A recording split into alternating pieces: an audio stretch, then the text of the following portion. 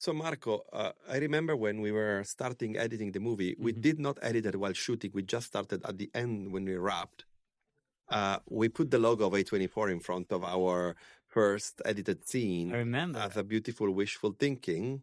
And then after a few weeks, we decided to remove it because we thought it was going to bring us bad luck. Yeah. But you know, what goes around comes around, and we got what we wanted, which is to be part of the wonderful family of A24 with this movie that I think fits wonderfully in that family.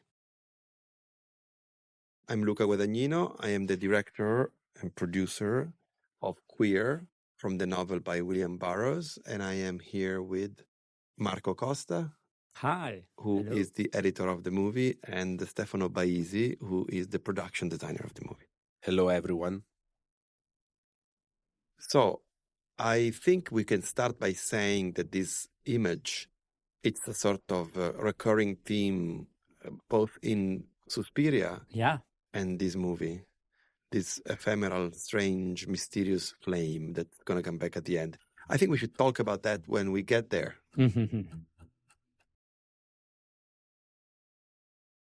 Can I say something? Because I think there is a strong connection between the opening of this movie and your previous movie, like Bones and All and Challengers. Because I think, this movie opens with these fantastic portraits, this fantastic framing, and you can see something. You mean still lives? Yeah, and you can see that object character, that you find you can see through the movie, through the lens of the movie, and on Bones and All and Challenger. So I think there is a strong connection. We talked about this idea of opening with both the beautiful voice of Sinead O'Connor singing All Apologies by Nirvana and the still lives of the mementos of the adventures and interactions and intimacy that these people go through. Allerton and Lee, for a long time while we were shooting the movie. Stefano, you remember that, right? Yeah, I remember well. And we invited the great Chen Li, who is a wonderful graphic designer and calligraphist in particular, who did the way she drew the writings for the main title in Call Me By Your Name. And we invited her back to design and write this beautiful sequence credit. Yeah, I want to say something about Matt Marks that helped us a lot during the movie.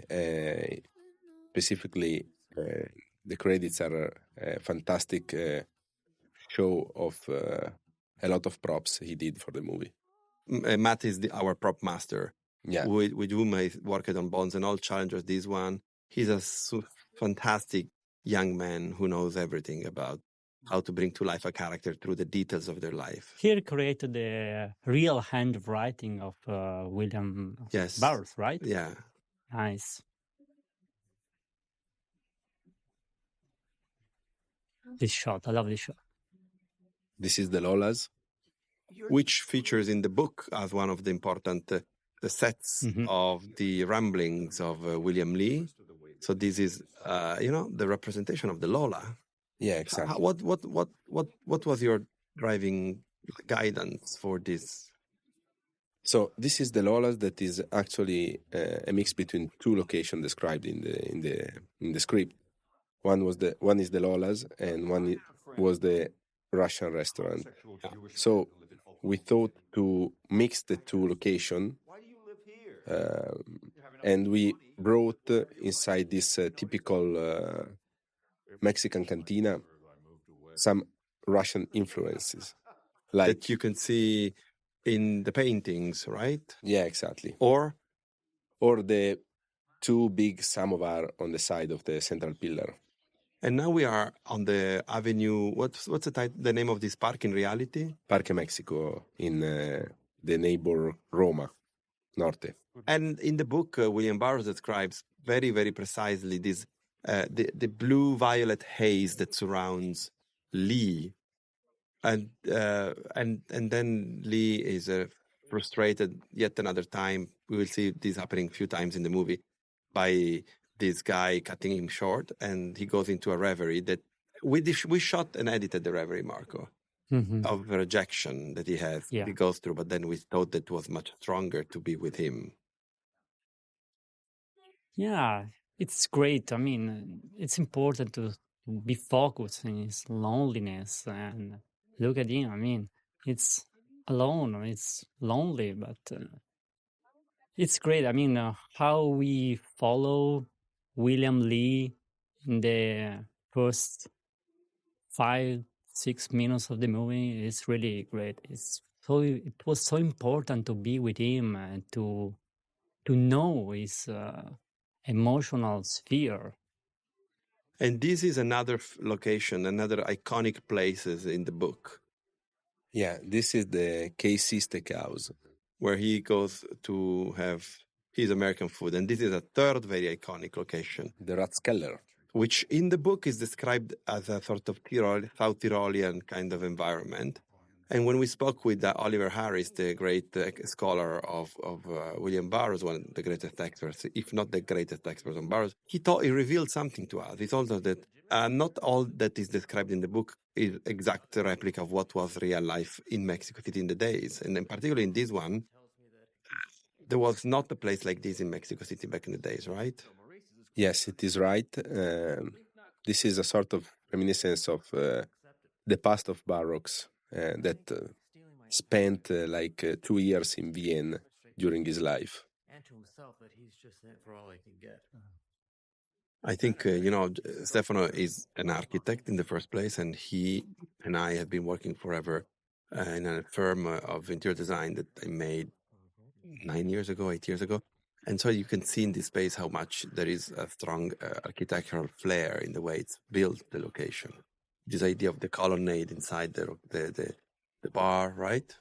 Yeah, it is right. And there is some Art Deco influence. There is some Wiener Verstadt influences in this set. Instead of beating the shit out of him like I should. We are meeting in this moment Joy Guidry played by Jason Schwartzman, who is the best friend of Lee. We're back at the CK Steakhouse. And this is Winston Moore. Winston Moore, yes, exactly. Who is one of the, embodiment of the ugly American. Again, we start to see in this sequence what was our attempt with this movie, which is to create an artificial idea of the places described in the book, all as if they were both the extension of the imagination of William Burroughs and at the same time of the emotional journey these characters are going through. And in order to do that, we had to build everything on stage in Cinecittà, the glorious, the sound stages that have been shot, many movies from Fellini to William Wyler, and then to work with the extension and the digital extension of these locations, which we can see now.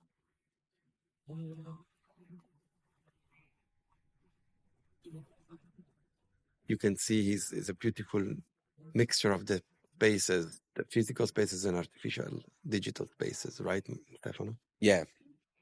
We tried to avoid as much as possible the set extension, and we built everything we can. But everything was added later in digital. Is like we tried to give to the set extension a sort of painted look. Yeah, almost like as if we were working not with digital extensions, but with like glass painting or backdrop drawn on fabric, right? Yeah, because in first instance we wanted to use a painted backdrop. We tried. We made a. I remember we made a crazy test shooting a couple of days, and you had made all these skies, and we realized that it was very fascinating, the result, but it almost obliged us to very specific point of view of the camera that we had to preordain, and we felt that was too limiting for what we were attempting on doing. Right? Yeah. This is the moment where Eugene Allerton, finds William Lee. And I say it in this way because it is important, Marco, that what's happening here. It is not Lee who sees Eugene first, but it's Eugene who sees Lee first, which in a way has to represent for us the fact that this is a cross current of attraction and repulsion and longing and coldness between these two people. What is this man for this young man? What is he looking at right now? That's one of the mysteries we wanted to tell the story of. He's attracted by this mysterious man. And at the same time, he's attracted back because, like there's always been this adagio in psychoanalysis that says that the possibility of an encounter lies in the possibility of seeing yourself into the gaze of the other. And in that scene, I thought we were encompassing that quite. You know why? Well, because the actors were incredible. Here we are at the Ship Ahoy, which is the most iconic of the locations described in the book. It's like an American bar that resembles, in the description by Burroughs, a sort of marine naval motif. How did you conceive it, Stefano? So during the prep, we did this huge historical research, and of course we investigated not only the South America and Central America, but we collected a lot of images from the period that Burroughs lived. Okay, in this location that we described just now, it's where all the main characters happen to spend their days and nights. And you can see that there is Tom, the owner of the bar, and then Dumais, who is one of those expat queer people. Here he's walking into the night and entering Chimu. Chimu is a sort of gay cantina. And I think there is something interesting about this location, Stefano. Yeah, because we worked a lot on the concept of the symmetry of the double of the mirror, because we are speaking about two people that in some way they recognize one to each other. Yeah. In this case, we transformed the Lolas that we saw before in the Chimu only by removing the central pillar and create two walls on the side. Basically, what was the positive is becoming now the negative. Exactly. And in fact, we discussed a lot about the art of the great British artist Rachel Whitehead, that has been doing all her life this kind of cast of reality, cast of doors, cast of even spaces. She made these sculptures that were like the air within the building. And I think that we discussed about that a while. Yeah. He is meeting this guy in this gay club. This is described in the book. And we added this little detail. We have already seen a centipede crawling on the screen at the beginning of the main title. And this is a very important character of the movie, which in fact Lee puts an attention, because the centipede is a character that recurs a lot in Burroughs' work, not in Queer though. And for Burroughs, centipede has always been like the ultimate inhuman evil. For us, somehow, particularly because this was something that he wrote about on his journals, centipede is a sort of like enigmatic figure of the repression that somehow will recurringly come back every now and then to remind our protagonists that they have to repress themselves and maybe forget about each other in order for the centipede to triumph. From the Chimu bar, they walk across the street, which was built in one of the stages in Cinecittà, and they go into this kind of hotel that will be another recurring theme in the movie. The hotel looks like a really Wonka-Wai movie. Reminding me of Wonka. Did we spoke about that, right? Remember, in The Mood for Love, I think there was a scene where Maggie Chung runs briskly in a red alley. Yeah. Yes. One of the joy of making films, I think, to cultivate a way to send message of love to filmmakers that we love, whether they are alive or not. Still, movie making should be always a love letter to cinema. Also, the cinematography goes in that direction. Yes, with the red, Yeah. right? Yeah. So now we have a great moment of sex in the movie, and the tattoo here that you can see comes from an idea that Jonathan Anderson told me. He showed me this picture from the 40s of a fox running into a hole chased by a dog. And that was a witty, queer moment that Jonathan, who is going to come later, had in his mind in order to create a sort of like ironic tension in the scene. Nice Easter egg. This guy in the scene, which has a name, is played by the wonderful singer Omar Apollo, which I'm a big fan of, and this is his debut.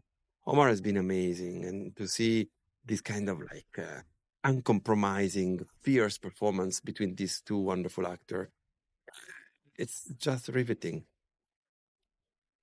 I think we should spend a long time talking about Daniel. Can we all have a little story about our experience with Daniel Craig? Because Daniel is like the pillar of this movie, and he is the heart, the soul, and the beauty and the fragility of this movie, not just of Lee. And as a companion and partner in this, he has been just fantastic. So, do you have any stories to share, or you want to think about it and we come back to it afterwards? Here he's back at the Lola, and he's talking to another friend of his. David Lowery, who plays Jim Cochran. On the subject of murder, I'm going Sit down on your ass! well, what's left of it after 4 years in the Navy. Jim Cochran. This is day first of shooting, and David was preparing his new movie, which I'm dying to see. And he said to me, if I can come for only one day, that day I will do it. And then we arranged it for happening. And here we have. I always wanted to work with David Lowery, direct him as an actor, because I think he's an extraordinary presence. And in fact, he's wonderful. And I didn't expect him to be so great an actor, and he is. He's perfect for the role. There's another wonderful moment in which you can have this interaction between painterly digital backdrops and reality of the set on the stage. Yeah, the set and where there is the dog. And then it's all recreated. Still, you design everything. Even if it's digital, you had to draw everything and to create a composition for everything that could complete the physicality of the sets. Yeah, it was so important that the set extensions match exactly the design of the rest of which the is movie. this is the design, and then of course at the bottom and you have also the the extension. lights. Yeah, we're back at the This is really a Fassbinder moment, for those maybe people don't remember who Fassbinder is. A little history story, like Fassbinder, the great German director who made more than 40 movies in 10 years of activity. He died in 1982 with a posthumous amazing masterpiece, Karel de Brest. You refer to that. Yeah, exactly. Because look at the light, look at the shot. Karel de Brest is the translation to the screen for this great Jean Genet book that was almost unfilmable, and he decided to do all on stage like we did, with his orange light bathing everything. It's true that this is an homage to that. Hey, well, look at who is coming. Allerton. Allerton is looking for a contact again. For contact. I'm a bit annoyed when people think that this is about a man predating other men. Actually, it is Allerton who is seeking contact with Lee, both in the first scene and in the second scene here. Are you happy for the way in which the bar feels alive in this scene, Stefano? Yeah, I'm super happy. It's rich. Yeah, I'd like that this bar exists in the reality of the movie. No, I mean, or you would like for it to become a bar? Yeah. Maybe we should make a franchise of Ship Ahoy's LA, Ship Ahoy, exactly, London. So this is a moment where finally they're drunk, but they're intimate and they're having an intimate conversation. And in this moment, Allerton is talking to Lee about his past in the war, you feel that Allerton must have been some kind of secret agent. Yeah, yeah. He has some kind of harshness that he's Yeah. hiding. And he has enjoyment, a drunken enjoyment in telling a very harsh story in which he, as a military person, was being harsh with a prisoner. Yeah, that is his problem. He has some difficult to open, Yeah. because of his backstory. And in this moment, we go where Wow. Burroughs leads us with the book. Yeah. Because in the book, Burroughs talks about this translucent self that reach out to the person that Lee is so profoundly attracted by. And it's a moment of editorial work that could be considered something as old as cinema, because it's simple superimpose, right? Yeah, it's very, how do you say, it's an old style Yeah. cinema, old style film editing, because it's just using two images and just a pose. I mean, That's just the put miracle of overlapping editing, yes. overlapping two images.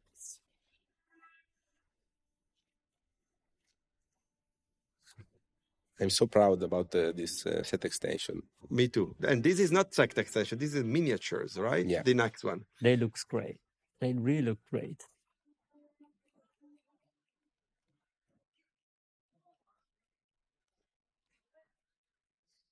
So here's a date. And again, in this scene, you can see, for instance, the youthful vibrancy of Lee. Lee is like a kid. It's not in his own skin. He has to go. And time passed. I mean, I love the way you have discussed the idea that time passed. It's like weeks later, and you realize that the friendship has been going on for a while, and you do that by having these cuts. Somehow are a very beautiful ellipse. The novel is very much in the present time, but we made a lot of jumps in time. Yeah. I don't mind the watch. And we understand the pass of time because of this dialogue and the way they act together, the way they're talking and the way you can find there is an intimacy between the exactly. two men. So that means it passed time. Junior here. Of course, the book is very comic, and the comic, the comedic aspect of the book, we really were very. He's a vigilante. We wanted it to be very, very, very much featured in the movie. Every time he sees it. And it's a testament of Justin Kuritzkes' capacity of going tonally from a very comedic moment to a very romantic moment. Look the way William Lee is looking at Allerton, is trying to analyze him. He's trying to understand him. He's trying to understand if Allerton is enjoying this very queer conversation, and at the same time is trying to how can I say, interpret, but also to hold him tight. Have a drink. Proceeded to take his pistol away from him. I think that's one of the things that for Daniel and I was very important, that you could see the passion in a glance, like now. Me for the phone. So I got back to my room, which is on the ground floor. A lot of people ask me about the objects on the shelves in the Shipaoi. And this comes from you, Luca, that suggests me to see at the work of Wolfgang Tillmans' still life. And we filled the shelves with these little objects and plants. And of course, I had to thank Lisa Scoppa, that set decorator of the movie. That was great. Lisa had a very, very difficult task with the movie, because we had to recreate the precision of the period, but at the same time, the precision of the imaginary world that you and I were building, Stefano. And for instance, in this location, the set decoration is so wonderful because all the chairs has been designed and created for the movie, the tables, the couches. And yes, that I remember, I mean, in the movie there is a lot of reference to art, both in reality of having people that is artists in front of the camera. In a minute we'll talk about the wonderful Andra Ursuta, but also in relationship to the imagery that we were building. And particularly the queer art, which I wouldn't use as a limit, I would use as an expansion. And Tillmans, for sure, is one of the greatest artists alive and a forger of amazing queer imagery. Played by the wonderful Drew Droge, who had been a fan of him forever. So when he said, yes, I'm coming to do this role, I was so happy. Again, speaking of queer imagery, we tailored the image of Dumais on the image of some pictures we found of Duchamp in the work of George Plattleiner. And we gave him things to hold in his hands. In this case, he's holding La Prisonnière, one of the chapters of the Remembrance of Things Past of Proust, which was a big thing back in the 50s for Americans to show that they were really drawn into the European highest culture. That's right, yeah. And they're talking about, again, Allerton. Everybody is fascinated by Allerton and the enigmaticity of this gentleman. And now they're talking about the fact that Allerton is he or is he not with that girl? Who is that girl? A girl that he spent a lot of time with. He's probably his best friend, maybe he's a lover, as the only woman in this world of men, until we meet another woman later.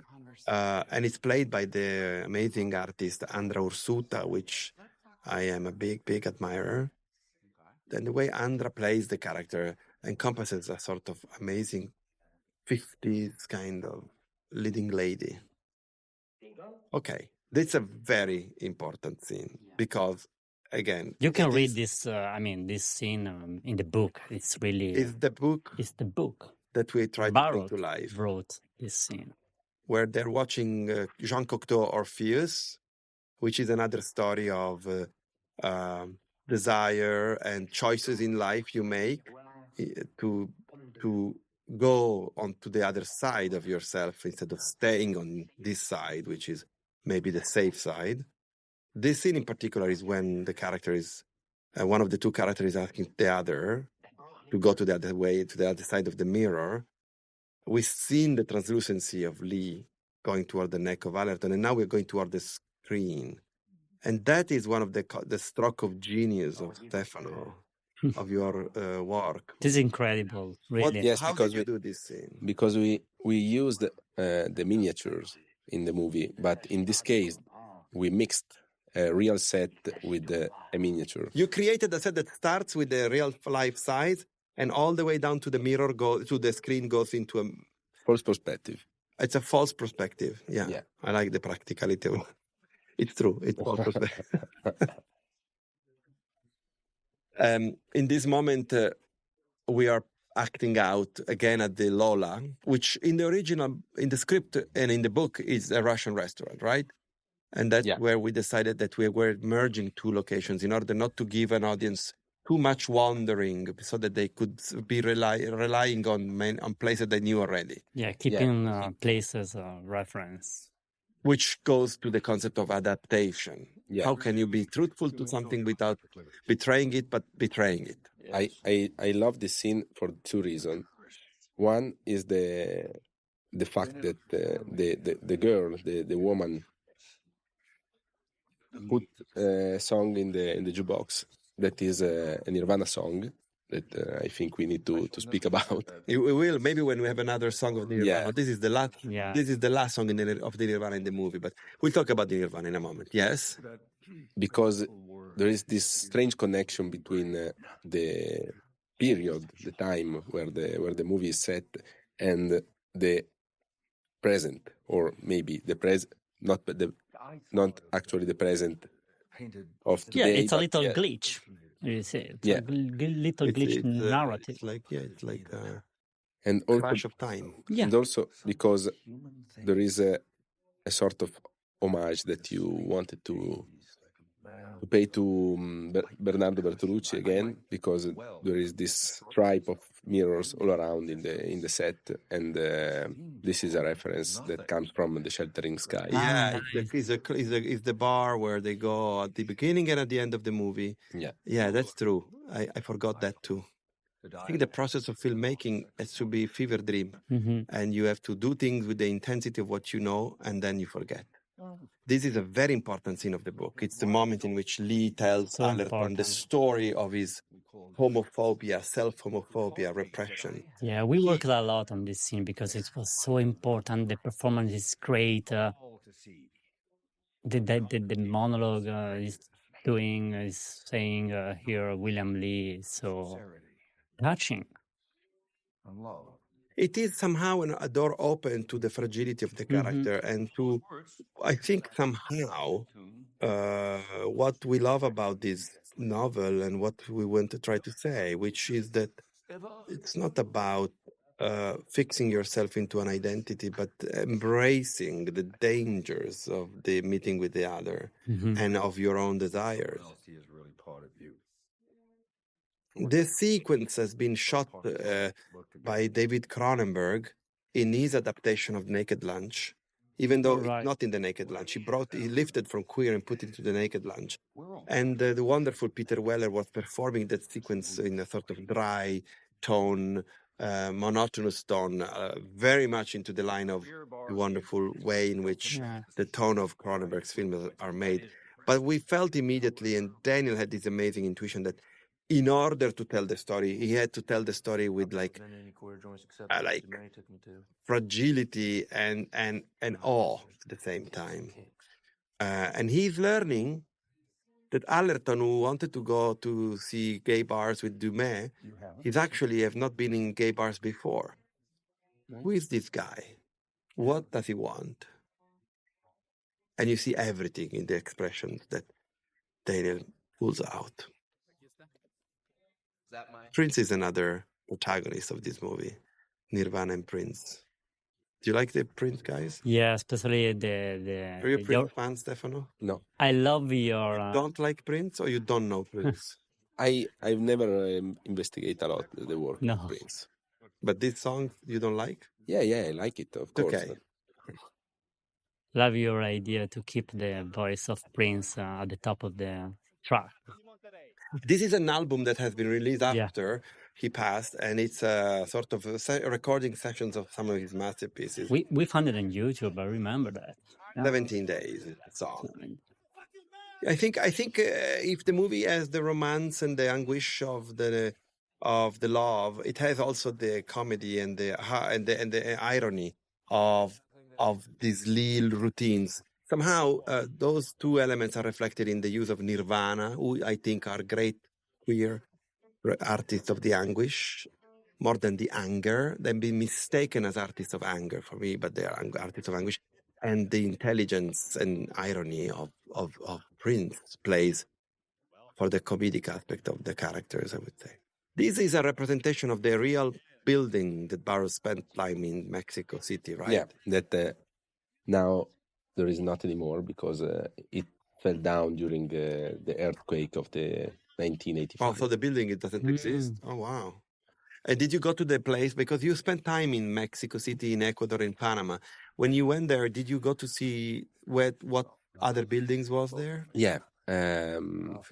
We tried to understand if the building was there, but there was not anymore.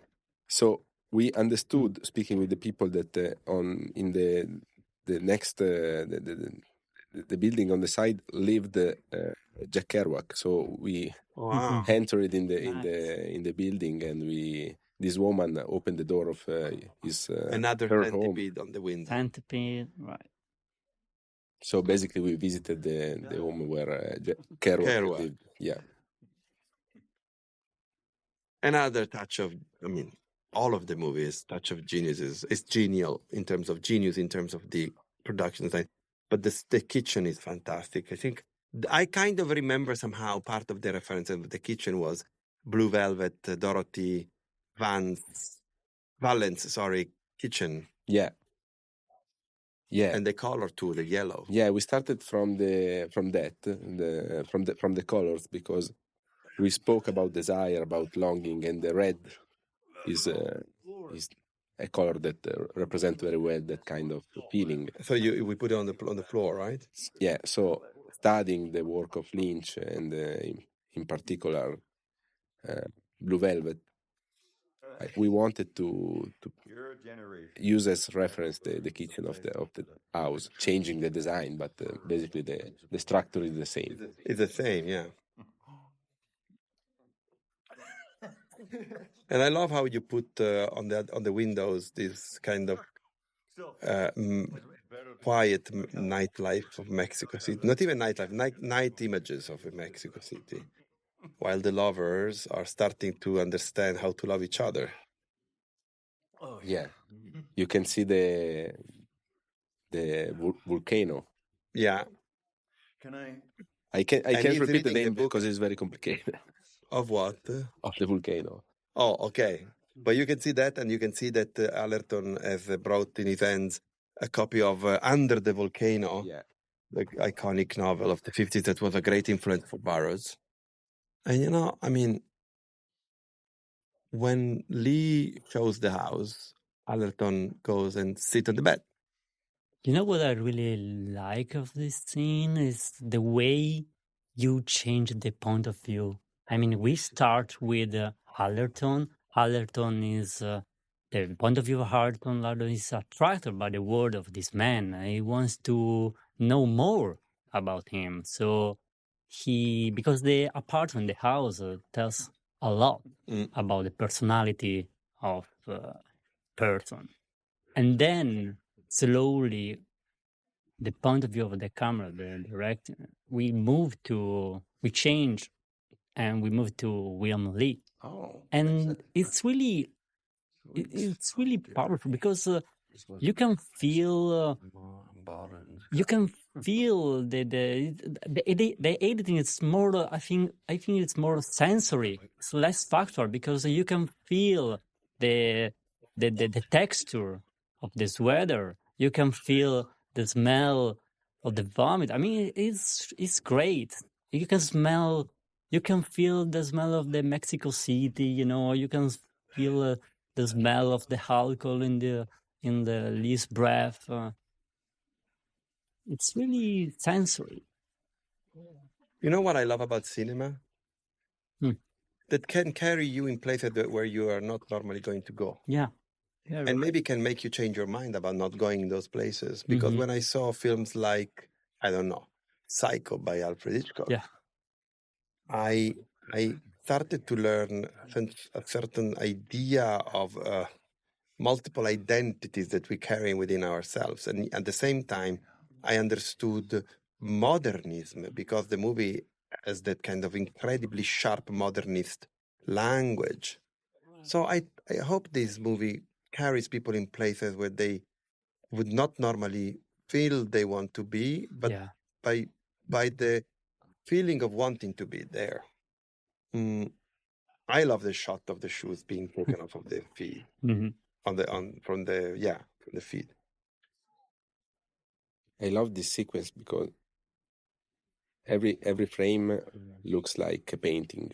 We studied a lot the work of Michael Borremans that you wanted to use as reference for the light, for the texture. And look at the and camera. I'm so happy about the result because Sayonbu did a beautiful job. We did a lot of camera tests of this angle of the home because of the bedroom before starting shooting.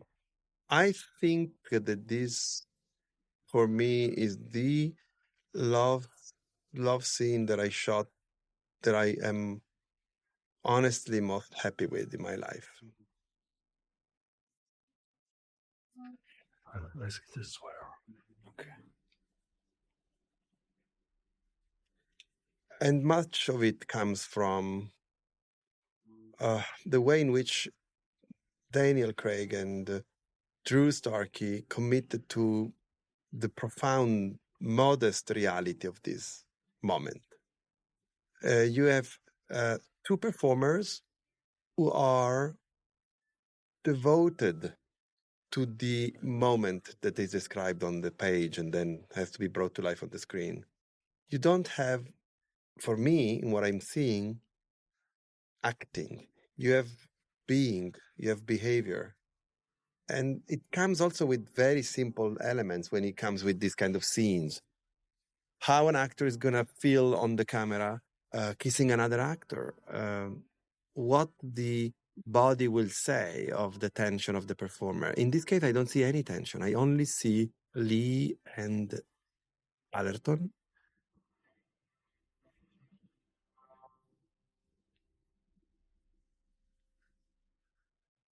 From the book.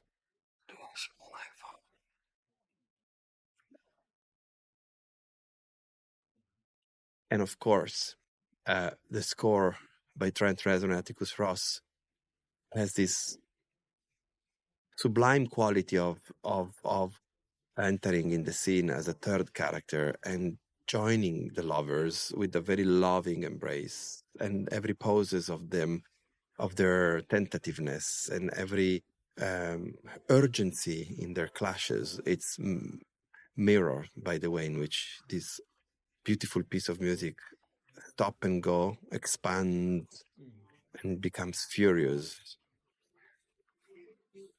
Again, this moment is something that I had very precise ideas of how it to be done, particularly because it had to do with two men, how two men will want each other. It's very specific. And when I described it to Daniel and to Drew, it was just wonderful to see how they embraced it.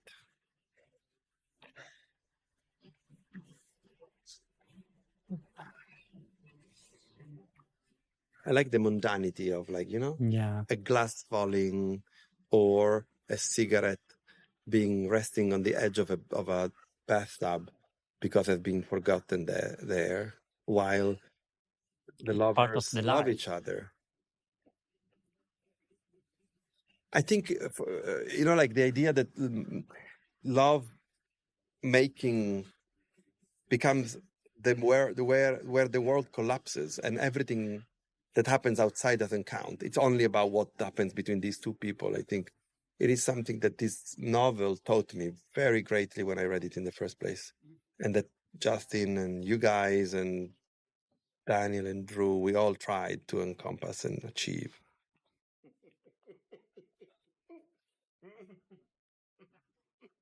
I love the way you move the camera, because it's really, it's like the camera respects the intimacy of the scene, It doesn't want to stay too much close to them, too close to them, And also, this long take, it's great. I mean, it's a very edited scene until this moment when we stay. Yeah, but I don't think you feel that it's a lot edited. You know what I mean? Because I think it's quite invisible for me.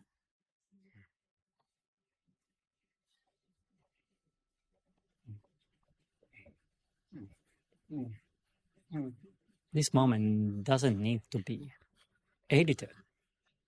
It was so important to keep it long, to keep it like this. Look at the hands of Daniel. So authentic, the acting performance.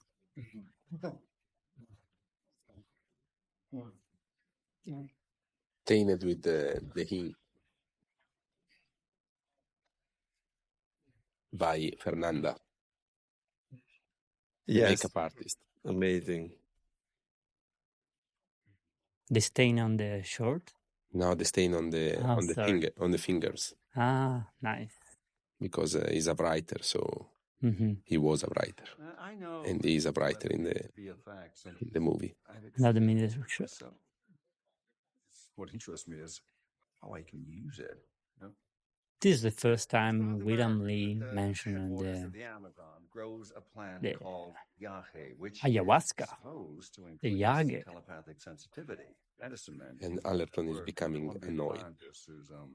Yeah, but isolated from Yahe. I'm- I think Allerton he is like impatient, Later, I see Yeah, but then Lee conquer him Yeah. because he makes him laugh, which I think is Yeah. a very important thing when you want to kind of of course, be attractive to someone, make him laugh or make them laugh.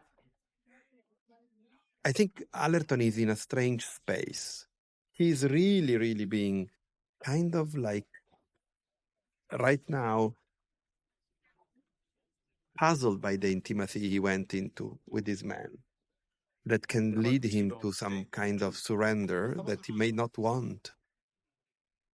And so he becomes uncommittal. Hmm. But this is a scene from the book. Yeah, As exactly. it is. I remember that. Also here we Baked Alaska. studied the work on another contemporary artist, Francis Alice, and the colors, the composition of this set are based on a painting of him. I got an idea. I think he did these amazing images of shot made in Mexico. He is Yeah. a Flemish artist like Michael Boremans, but he lives in Mexico City, and he has explored a lot of that. There is a lot of dogs in his paintings and people. Covered with burning brandy. This is the routine of the burning, twitching inside pig. And again, to make it, it takes a great performance. And finally, Allerton surrender. Right by the chair. He just reached down, the crispy, crackly ears. And he's also very enjoying it.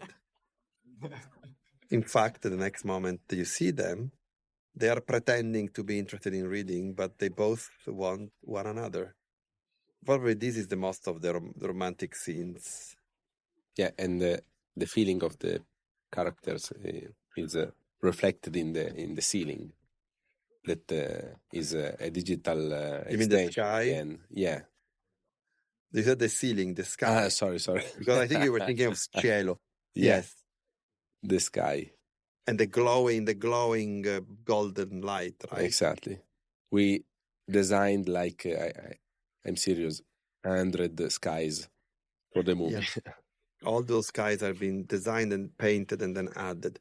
So Lee is getting into this entire relationship with the beautiful intimacy and romanticism, but in a way he doesn't understand when to stop and when to let it breathe. So that's when disconnection or asynchronicity start to play a role between these two men, and the centipede starts to win.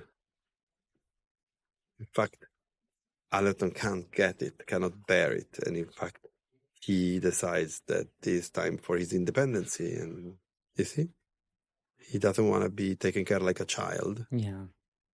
And he doesn't think that after having made love, they need to make love again. They can wait. Prince again. Yes, another song that Stefano doesn't like.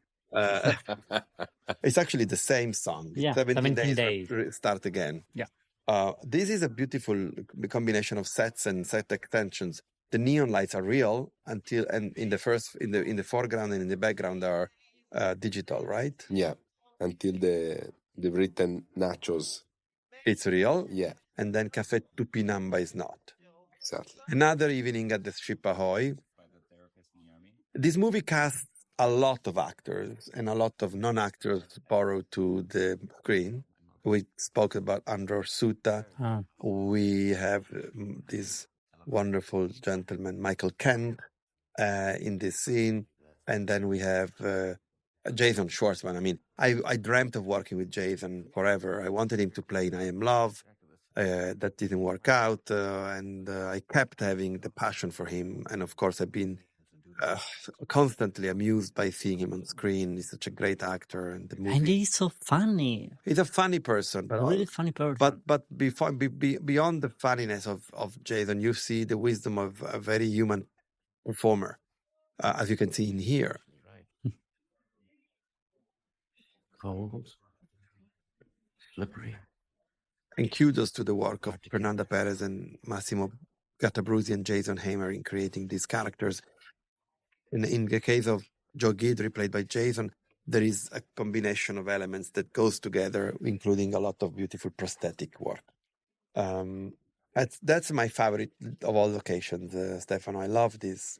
Such an incredible idea to have this kind of, we say casa di ringhiera in Italian, perspective. Yeah, you can spot 2 smokestacks in the background that are a symbol that often you can see in the back. Again, 2 more there. Total Arlerton and Lee, correct? Yeah.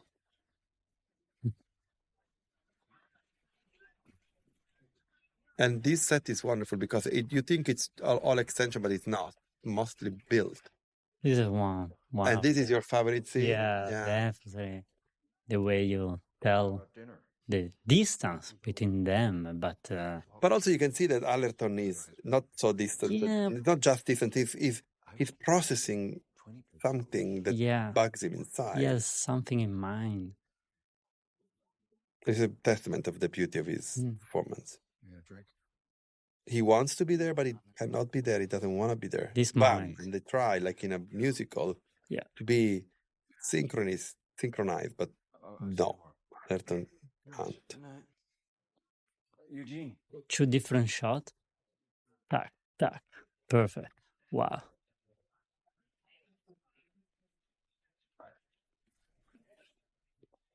And this scene is at the beginning of spiral of desperation in Lee. He starts to not understand how to cope with the rejection from Allerton. He goes down into booze and drug. I have a special fondness for this song by the Italian band Verdena, who are probably the greatest band in Italy. They are post-Nirvana, right? Post-grunge. Yeah. You love them? Yeah, a lot. I was obsessed. More than Prince. Yes, honestly, yes. But they're fantastic. Yeah. You love. I never asked you. Do you like the way we use Verdena in this scene? Yeah, a lot. I've seen them for the first time when I was very young, playing live. I think their music have the very strong feeling of nostalgia, in terms that the nostalgia of a very aching feeling more than of things past. There is some kind of, how can I say, desperation in their music that is mellowed with the beautiful tenderness, which I love very, very much. I remember that you had in mind all these fantastic songs before the shooting. Yeah, because I remember that. Usually, when we use songs in film, it's for me. We rarely use it by thinking about them on editing room. I already know what I want way before. Here we are in the apartment of Tom, above the ship Ahoy. It's a beautiful American apartment, I would say, in the 50s.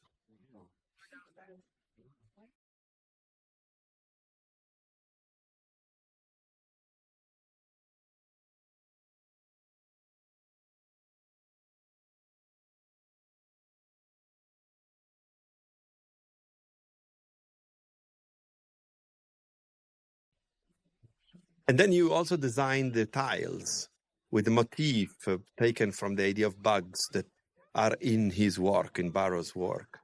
And then you can see Andrea Ortuta Mary's playing with the gentleman in the crowd, the William Tell routine that will be important eventually, and we'll talk about it later. The gentleman that Andrea is playing with is actually our script supervisor, Frankie Ferrari, who I love to cast on set. He does 2 roles in this one and maybe 3 in the next movie we made all together. You can see Frankie also in the ship Ahoy. He will play in the same role. There is also Ben Panseca. Yes, Ben is our head of research behind them. There, on the right side of the screen. Come on, guys. This moment is insane. It's fantastic because, the way, because it's also about the movie about how can you communicate the uncommunicable, you know? Something that it's difficult to communicate. Yeah, because Now there you is avoid the idea. problem with them, you know. He want to communicate with him, he want to talk with him, but he wants to talk with him without speaking, you know. This gentleman in the role here, Storm, is one of my best friends, Ariel Schulman, wonderful director.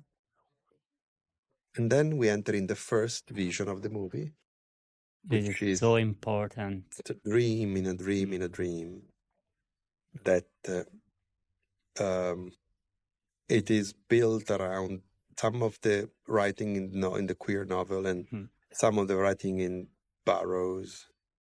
The images of the Afilador is so important for the Burroughs poetics. You remember that he met the Afilador the day of the Murder of his wife. murder. And Burroughs tells that that day he was crying. He was crying because of the ugly spirit Inside of him. Yeah. And you can see the ugly spirit in the eyes of Daniel here. Mm-hmm. There is another dream where Lee is dreaming of a child that he has lost, and that is the child. This is something that is again from the book, when he dreams the hostile gaze of all the people that inhabit his life. But yet Joe Guidry is the one who is being benign to him until he meets the most of all, Allerton Goldstare. And then you realize that this is a moment in which Lee is really losing complete control over himself and is really bathing in this profound desperation that comes off of his incapability of understanding how to deal with Allerton and behaving in a way that can be seductive to him. And in fact, this is the moment where his desperation is acted out mostly with this symbol of the repression that is the centipede. This imagery comes from the idea of the life of Burroughs, but also a wonderful painting by Mikhail Boremans. Wonderful actress. Mm-hmm.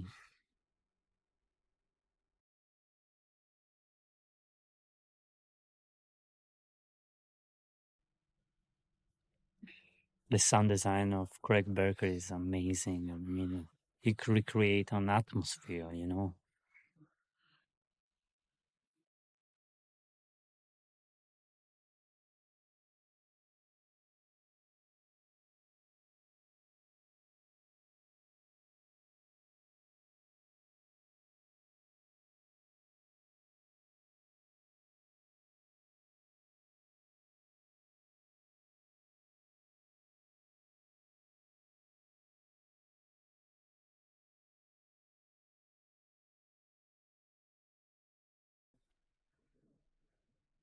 The centipede again.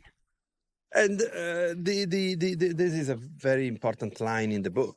Mm-hmm. I'm not queer, I'm disembodied. And once you hear from Lee and inquired by this woman who resembles his wife, John Volver, and once it's going to be said by Allerton, I've thought about it many times. What does it mean? What is it? Is it disembodied? Is it not queer means that he's not gay, that he's not homosexual? Or maybe means that in a way cannot admit to himself the ultimate uncompromising nature of himself. Mm-hmm. So he goes into the other route, which is to be disconnected with himself, disembodied. But I love also the idea that all these can be seen by an audience the way they feel. What we know is that this disconnection, this asynchronicity is dragging him to a place of extreme, profound pain and urgent need of contact. But every time he goes and tries to be in touch with him, Allerton push back. But the seed is planted here, because in this moment, Lee asks Allerton out to go together with him on the search of this now legendary plant of the yahe, the ayahuasca, because maybe with that they will be able to talk without talking and to find a way to be connected. I love this music moment. The theme. Me too. I think this is probably my favorite music moment in the movie. It's so romantic. The music is telling us something. That's what I love about Trent and Atticus, because they are really building music that is character. Music is saying to us, wait and see, because the love is there and it's profound, I guess, right? Yeah, but also anticipated what happened later. They start and they go to South America, and the music remind me about something adventure, like an adventure. Oh yeah, for sure. That there is a sort of tone of adventure in the music. Yeah, that's what I mean. Besides, I'll buy you a round trip ticket. Now there is one of your This moment. favorite moment of performance, of acting. Yeah, when he says I have to work, Yeah. and he says work, as if he doesn't have a work. And Allerton, Drew, has a very harsh Reaction. as if how dare you, without saying Here. anything. Love. Love. It's great. Yeah, because it's subtle, but it's so powerful, it's so strong. And they go back and forth with this beautiful solo violin, which is almost like early 20th century music, which is the aching nature of their love.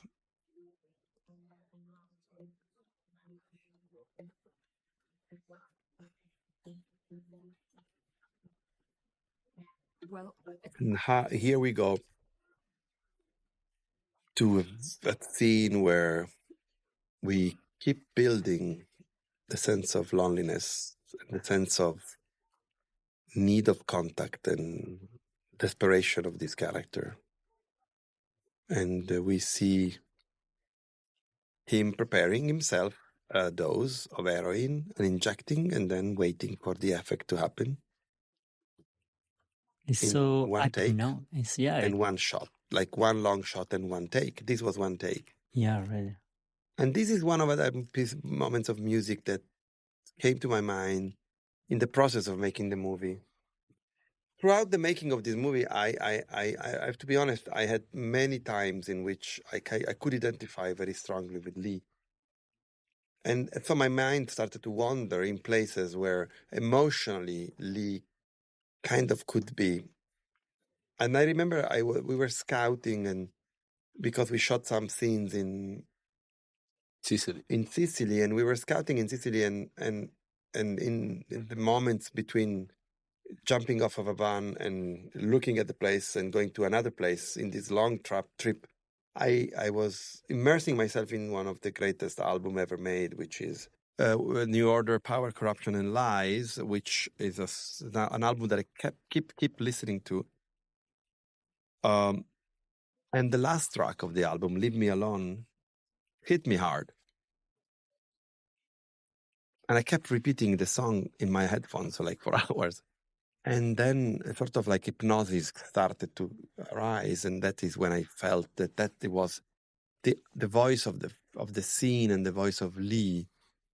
And that is when we, after he injects the heroin, starts to hear the song, as if coming from within. Craig Berkeley made an incredible work by finding the right way to let the music start. In a soft way. But also echoing from inside. Mm-hmm. And you play the music on set, right? Yes.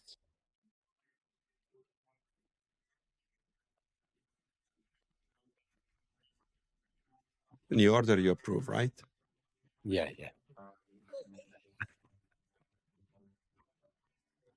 We had the privilege of working with this wonderful gentleman, Giovanni Gastel, who is a wonderful person. And he gave us a consultancy on the drug, particularly on being a consumer of heroin. He really worked hard with all of us, meaning me and Matt Marks, the prop master, and Daniel, and in letting us understanding the the absolute reality of this. And he was on set with me, and we were shooting this scene, and I will never forget the moment where we cut the scene because we had done with it. And I turned to look at him to be reassured that he felt it was right. And I was personally sobbing for many reasons, and one was the sheer perfection of the performance of Daniel that was touching to me. And there was Giovanni sobbing and sobbing. And then I understood that kind of approved. So we moved on to the next shot. When people ask me why I wanted to be going anachronistic with the music choices, the songs played in the movie, I kind of resist the idea and the concept of anachronistic because I don't think that's the case. I think this music plays only because it resonates emotionally to the emotions of the characters. And so the movie takes this direction of becoming an absolute kind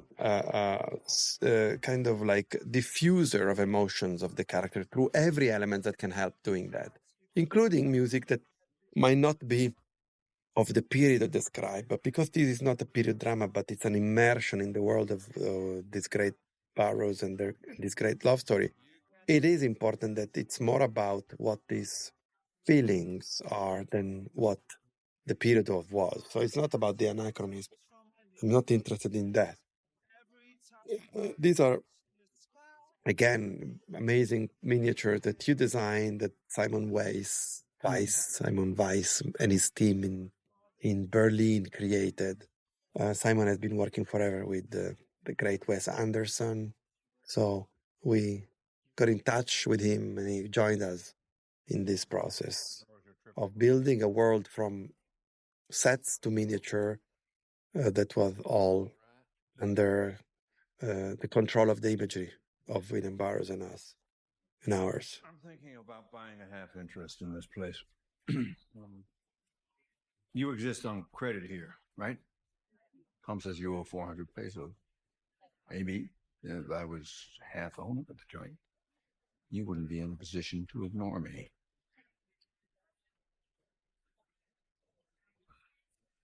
Maybe we can start talking about Jonathan Anderson. We just heard he's not showing up today because he's been stuck in something else. By pointing our attentions to the incredible design of these costumes of the movie, in particular in this scene, you can see the way he uses the idea of translucency on the shirt that Allerton is wearing. Because Allerton is someone who is somehow shielded, but also naked in his own sense of self. And the shirt already is an incredible work. This is a miniature. Yeah, way. This is a great, great moment of miniature where we merged miniature and extras, and the bus is a miniature, and we have Roberta from Verdena just came. She went already in the bus. These miniatures. The miniature bus, the bus remind me also the bus in the Southern Sky. It is. I Wow. think it is. Right? Is it? Yeah. Is it? Wow.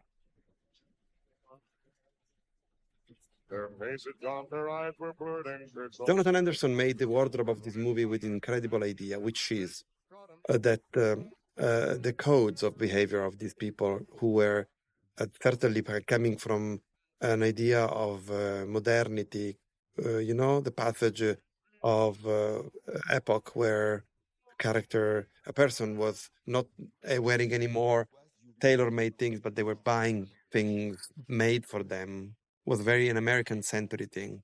And he worked very hard on that. All of this wardrobe is period pieces, original period pieces. This is an homage to the great Maurice Pialat, Yeah. who directed Nos Amor, To Our Loved One, and Nuestros Amores.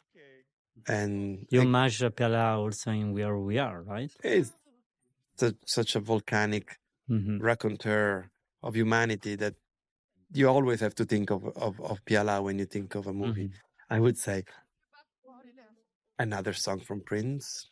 Again, another ironic, acrid, usual song that, for me, it's reflective of some of the usage of color in the production design, Stefano. I'm thinking of the yellow in the Ship Ahoy or other places. Yeah, the idea is to give to the look of the movie a sort of psychedelic look. Without doing a sort of like cliche of the psychedelic imagery. But again, it's a love story, so we avoid the usage of brown, darker colors. Yeah. Another translucent shirt on Allerton.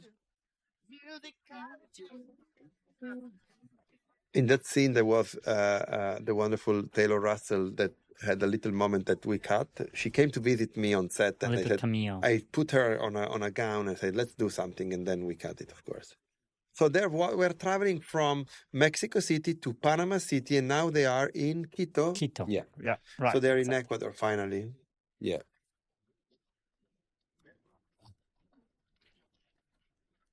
So Stefano, this is Quito, and we're in Ecuador, and it is a change of scenario, and probably it's more than that, right? Yeah.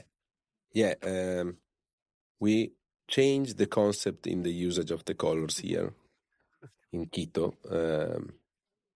because you can feel the withdrawal of Lee that is a drug addicted, and he has not drug with him now. So the idea here is also because Quito is quite white as a city, but also we wanted to use the concept of this withdrawal,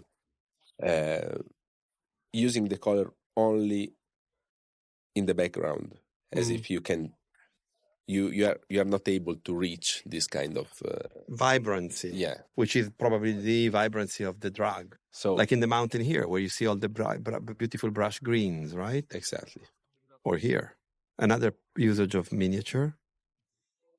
That's in the book. This is an essential scene because this is the place in which the contact that Lee is looking for to have with Allerton happens to be unavoidably. Yeah. Cold. Another long shot. Yeah. And the music is fantastic. The way they interpreted the scene and the tone of the scene. Mysterious. Yeah, there is a mystery in it. Yeah. All right.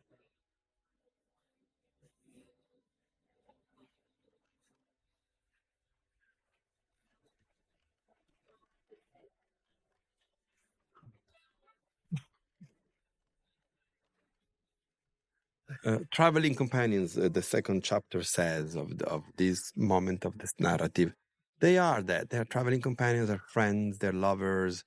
They are somehow, in the movie, we are tending to say that they are the only two lovers in the world. Every time you see them, you see that. And in the sleep, Allerton reaches out for Lee, which sends a shock in Lee, because Lee knows that this is a gesture of the unconscious. And as we know, the unconscious never lies if you believe in psychoanalysis. They fall asleep and they have a dream, which is a dream, I would say, of art, because it's a dream that we created by replicating a beautiful painting by Francis Alice. But also it's a dream of symmetry. It's a dream of balance. It's a dream that they both make because they both are seeking for the same thing, which is profound communication between the two of them that can make them be holding together the same thing and not letting fall.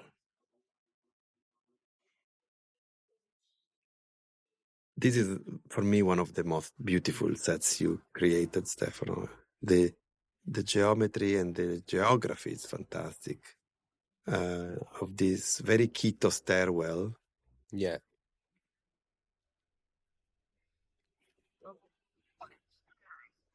You spoke about the unconsciousness, but I think it's important to talk about also the conscious, because I mean, Allerton is conscious because he's taking care of him. Yeah, He's helping him. yeah. I think Allerton is He's a very very caring. is a very caring character. Yeah. Maybe I'm insisting on this note because you cannot again another volcano. You cannot judge the way in which people sees your movie. But when I hear that this is an unrequited love story, Mm, I feel that people are willfully blinding themselves Yeah. because where it is, that it's not. It's actually the opposite, and it's in everything. mhm. He's really concerned about him. Yeah. That is a landmark of Quito. It's called the panecillo. Which means, I think bread, but I'm not sure. and the doctor who is helping Lee getting some kind of substance that can help in going through his withdrawal is played by our wonderful Michael Borremans, the wonderful Flemish painter, masterful painter, who we have investigated in depth, who understand how to use light in the movie. Better you tell me, or I cannot help. I remember we edited this scene with him in the editing room. You remember that? He came to visit Yeah. me, and he came in the editing room while we were editing it. Yeah, we were editing this scene. And how long has this addiction lasted? He reminds me of my dad, Too long, sir, too long. and that's why I love him more. It's why I left the States. My condition makes me a criminal there. Can we say that the cigarette was not there? Yeah, we can. Neither the ashtray. Those things were added afterwards in digital. And that was an idea of Michael Borremans. I didn't Because know that. Michael told me, I think the doctor should smoke. Mm. But he told me that after we wrapped the scene. And I said, how? I think we should have a cigarette resting on his desk because he was smoking it before the patients came in. And thanks to the art of digital technology, visual effect, we could make sure that we know now that, as in the 50s was usual, the doctor smokes.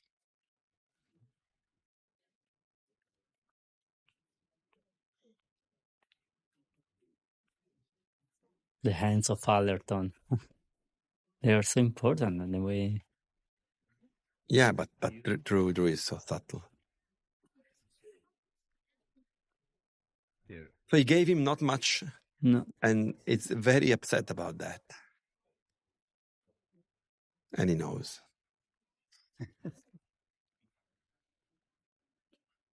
Thank you. There is a lot of Paul balls also in some of these characters from my point of view. They keep traveling. Now they go to Manta. Yeah.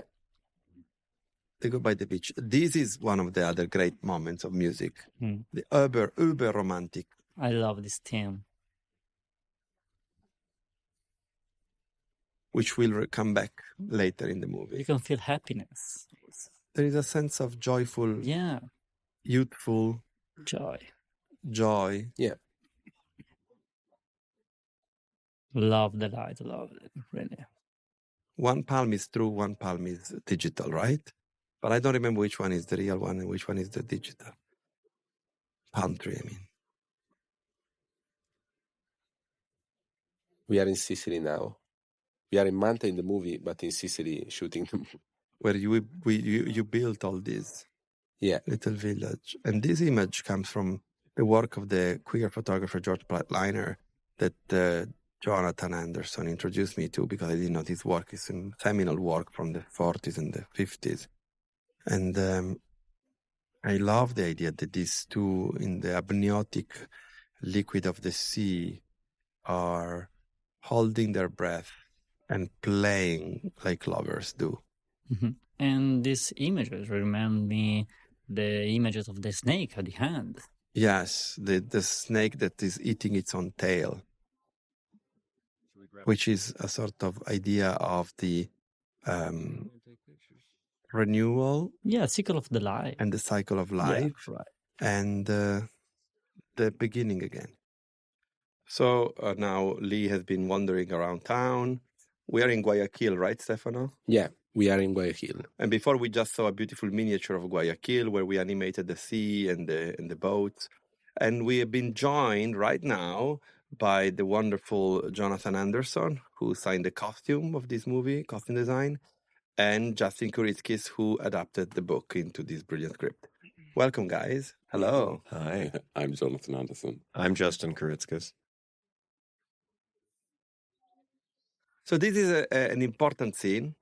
And I would start with Justin to discuss this scene, because it's the scene where the longing and the ache of Lee for contact with Allerton is probably the stronger in the movie, right? Yeah, I really loved this scene in the book because, there's a line I'm stealing from you. You keep talking about how it's not a story of unrequited love as much as it's a story of unsynchronized love. And this feels like one of the rare moments in the movie when they're really in sync, Lee and Allerton. So when I read it in the book, it was a scene More that than really rare stuck. moments in which they are in sync is one of the moments in which they are in sync for a long time. Yeah, Because I think they're in sync often in the movie. but an extended, where they get to live in it. Yeah, and where the physical becomes the emotional and the, let's say, world collapses into the bed of this room. Like every time you have a fusion with somebody that is the only person that you can be with. Yeah.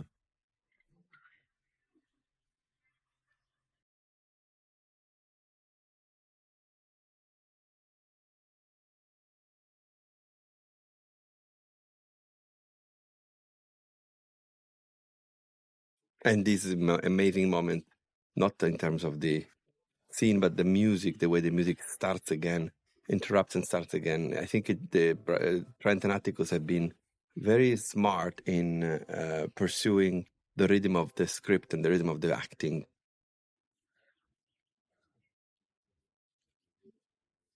Also, the two of them in this scene are so spectacular. I honestly have not been able in my career to get to a place where performance between two actors is so profoundly free.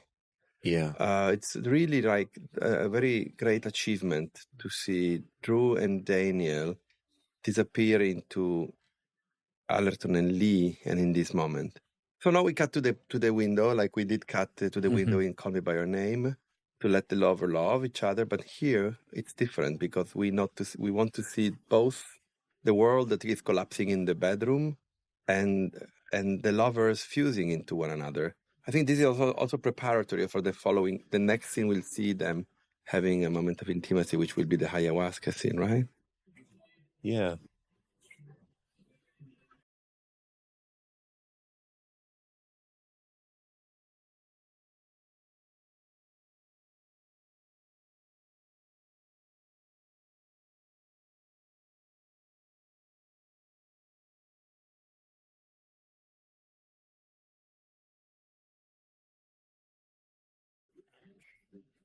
And then they have this conversation, and I was almost tempted to cut the conversation. I remember. And then you convinced me not to cut it. Yeah. Well, I think Drew's performance in this moment is like completely amazing. But I also think it's a very important line that he's The about to gesture say. that he's doing on his eyebrow is like taken off from the book. From the book, yeah.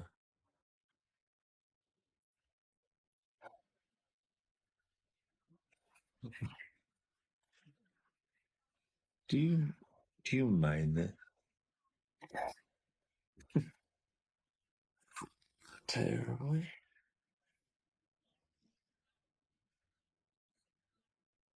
And the love lips creeping out at the right moment.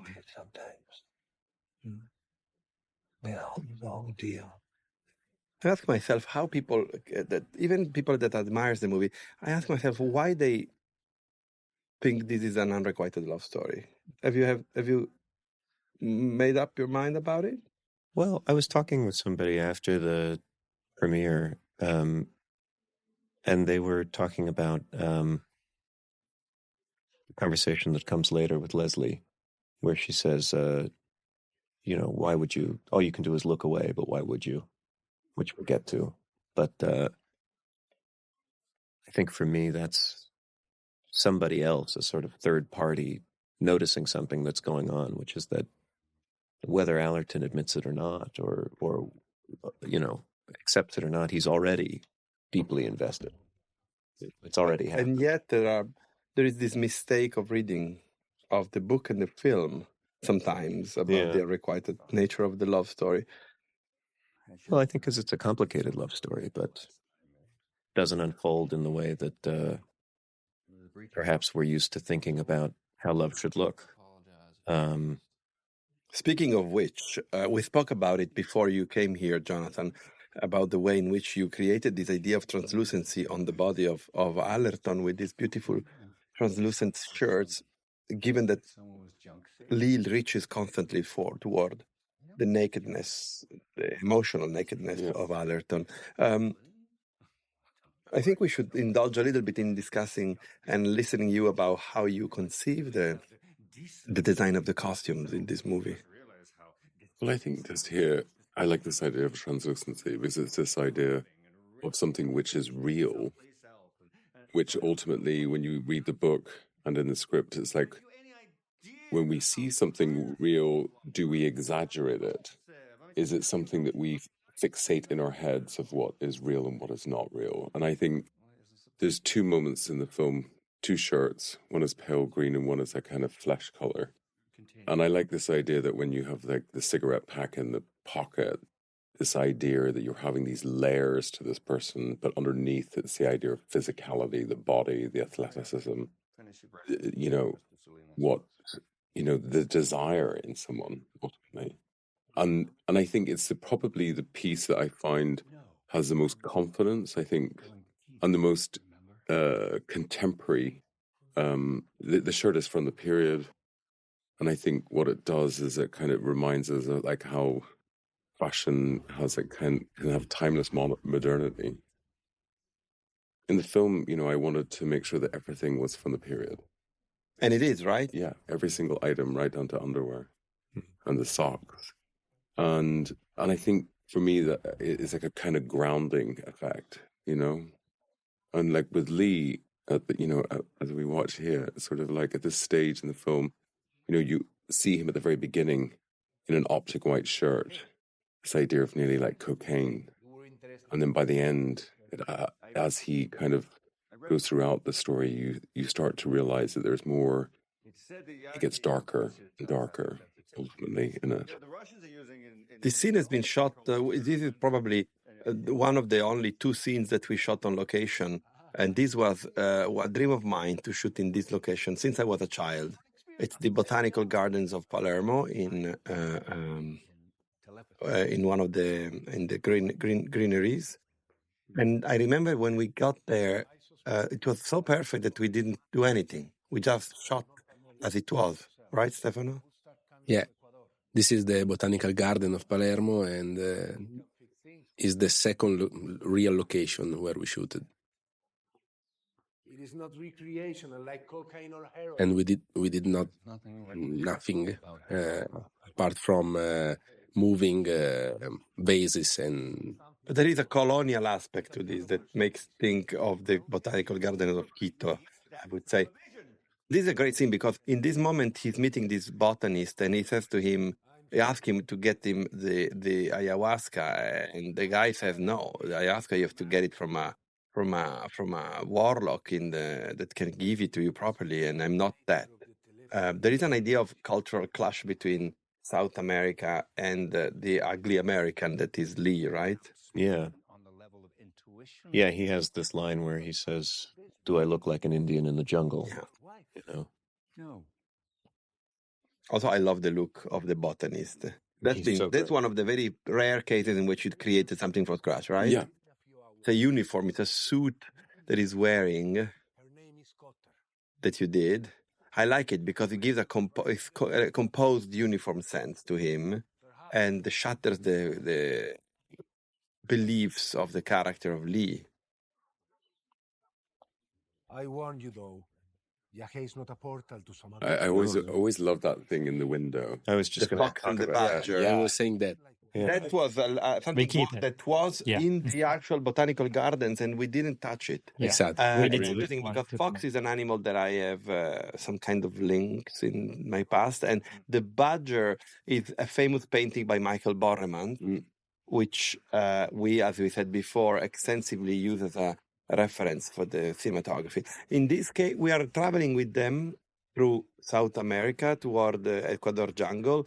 And we actually shot all these shots, these establishing shots in the real places. But then here we are suddenly back to the lot. We were in the back lot of Cinecittà, and this jungle has been created from scratch on the top of a little hill.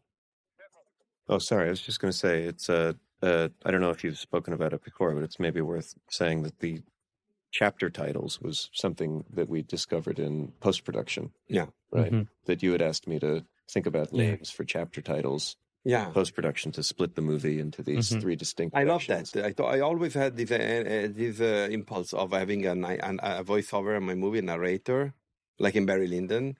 And I never got to the point in which I felt that was the case.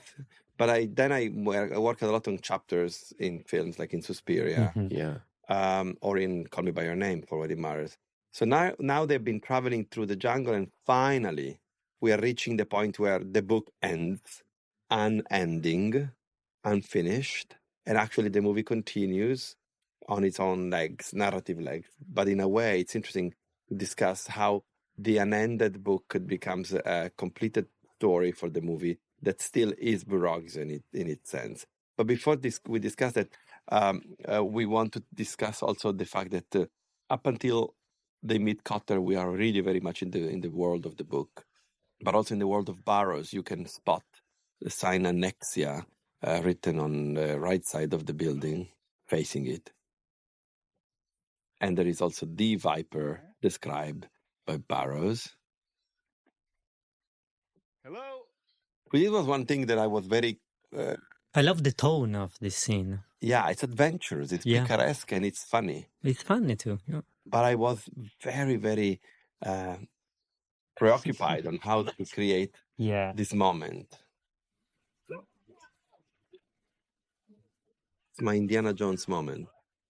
And there she arrives, Dr. Cotter, in all her glory. And I think this is the moment in which, Jonathan, you have to explain how you conceived this incredible character with Leslie Manville, who we adore, and she's incredible. I mean, me and Luca were in the fitting area, and Leslie turned up, and we convinced her into wearing probably the most bizarre look in the film, where you have this kind of like mangy, matted 1940s leather jacket, flight jacket, and underneath she has this like kind of baby grow, and then I found this incredible knit, which you'll see in a little bit, which is from Mexico. It's from the 50s.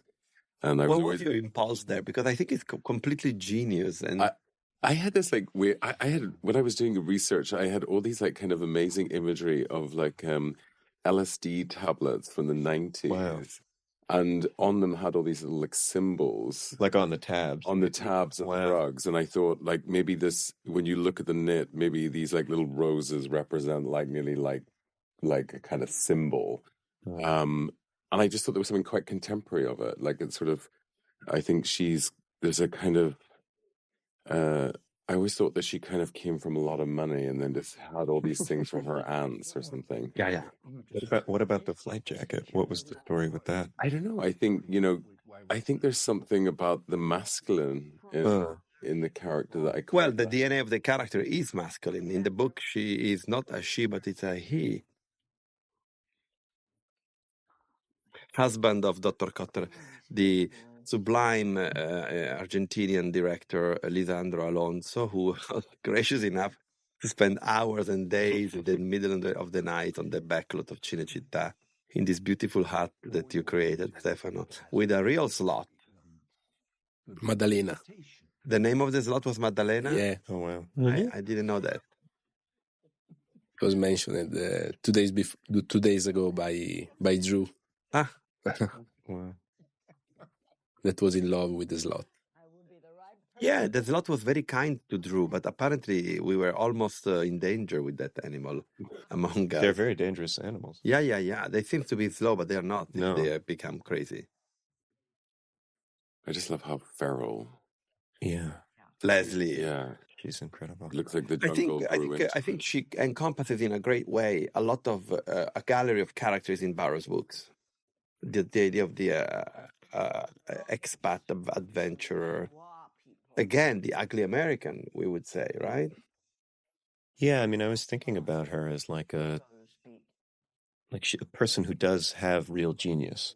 You know, a person who is actually a great scientist who's just gone a little too far down a rabbit hole of living out in the jungle and going feral because she thinks that she's doing these experiments that are going to make her a millionaire somehow, and she's going to return to civilization having developed this anesthetic used from the heads of arrowheads, you know, the Indian arrowheads. Yeah.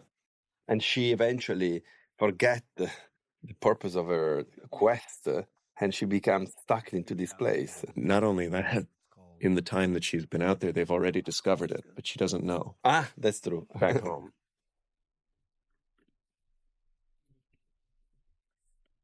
And this is the moment in which Lee asks her to help him. help them Yeah. getting the ayahuasca. And this is where the book ends. The book ends with Cotter refusing to do so. That's why we came out here. Yeah, they can't find the ayahuasca in the book. They cannot. No. Why do you think he couldn't get there at Barrows? It's a good question. I don't know, but it felt like in our expansion of the book, or in our, you know, choices that we made in our talk before I actually sat down to put pen to paper, you know, we got to spend a lot of time talking about the ways we wanted to honor the book and the ways we wanted to depart. It felt like the book wanted to go there, and for whatever reason, didn't. Like the book was opening a door and then Oliver closing. Harris told us that probably there was a sense of coyness and modesty in Barrows, of getting very, very deep into these feelings for Lewis Marker, the model to Eugene Allerton. Yeah. Yeah. And I guess that coyness extended to the experience of ayahuasca, because of course ayahuasca is this thing that would allow them to have the telepathy. Yeah. Yeah. But if I'm not wrong, in addition to what you said, in a letter from the Yagi, we know that Barrows came back and found ayahuasca later. Yeah. Yeah, he was one of the first kind of Americans to... And we or also North found the Americans. pictures of the botanist who gave him the ayahuasca Exactly. that he describes in the letter from Yagi. The Yeah. point being, though, the fear of intimacy with Lewis Marker Yeah. does Allerton. I think there is a sort of like sad accomplishment in having gotten back to Ecuador to get the ayahuasca, this time without him. Yeah. him. And for the movie to be what we want it to be, which is a love story, we had to make them get the ayahuasca, because the principle of getting ayahuasca lies in the possibility that these two have together, not separated, I would say. Yeah. Come on, let me show you where you'll sleep.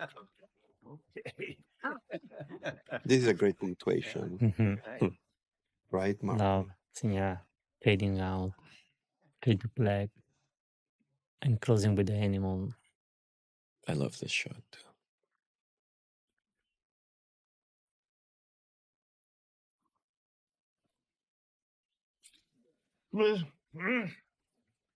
So we are starting to learn that Dr. Cotter eventually is not so mean. Here. In the book, Dr. Cotter, who's a man, would keep referring to his wife as the Mrs. And she keeps referring to his husband as Hubby. Hubby. Because I loved the sort of cute domesticity of that in the context of this.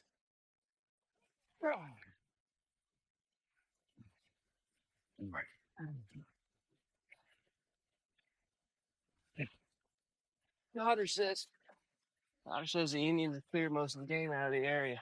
I guess you spent a lot of time doing the dirt on the shirts. And Yeah, there's a lot of.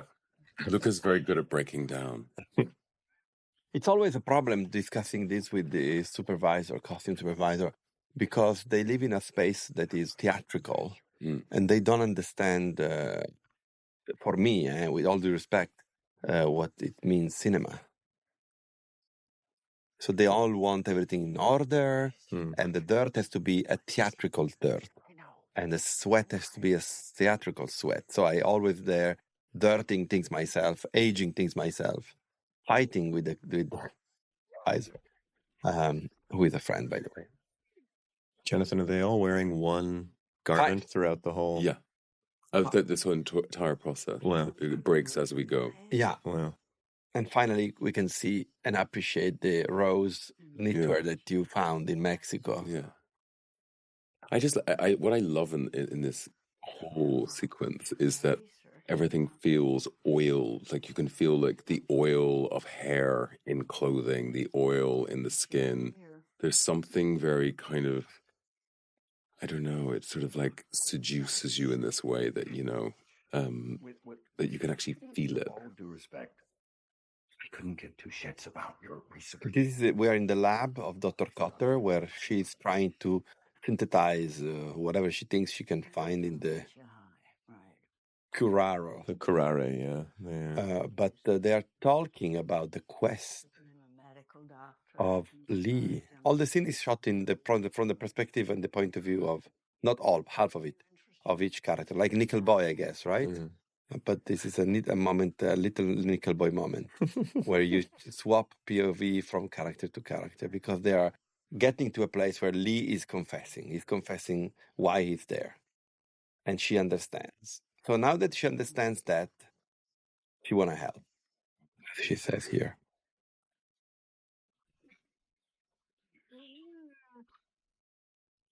I'll help you. Yeah, where I can find it.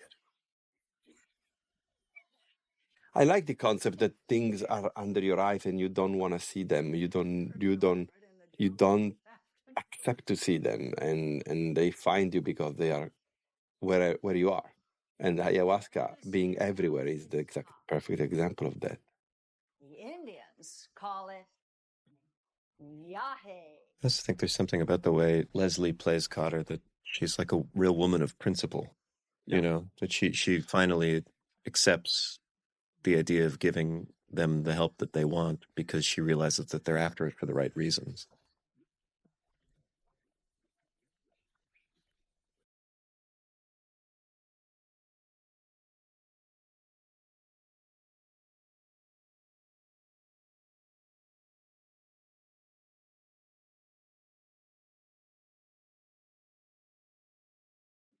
And the ceremony of ayahuasca taking had to have a mask because that's what they told us. The shaman had always a mask. But we didn't want to have a mask that was like the ethnical, folkloristic mask. And I said to you, Jonathan, can you make one from scratch? And you had this amazing... I had these masks in my archive. They are contemporary. They were like made in the last 5 years. And they were actually really brightly colored. And then I remember really using a lot of dirt to try to get them like antiqued in a way. But I love this moment. The mask you gave me the intuition of this moment. The idea that you can see frontal and profile, these two tied together.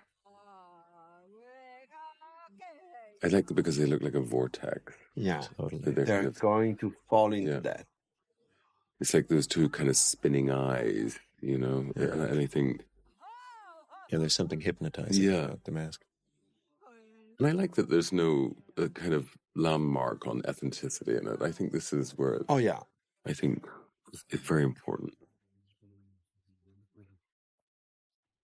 Yeah, I mean, it's interesting because now, of course, taking ayahuasca is a sort of codified thing. It's fashionable. We are in LA now, and I heard many friends of mine going to the ayahuasca weekend in it's very Westwood. Very Burning Man You go to a villa, Yeah. they give you the ayahuasca. But for these guys, it's completely alien. It's completely new. In a bigger splash, Ray Fiennes' character start to make some jokes about the way of saying in Sicily, and one of the way of saying is vomitare l'animo, to throw your soul off of your mouth. And that combined with an experience I had when I was a kid, that I saw my aunt having an hemorrhage, but I thought she was blowing a balloon, led me to think of this scene, and in which they literally start to get the effect of the ayahuasca, and they start to vomit their own guts or their own hearts, because that's what is at stake here, their hearts.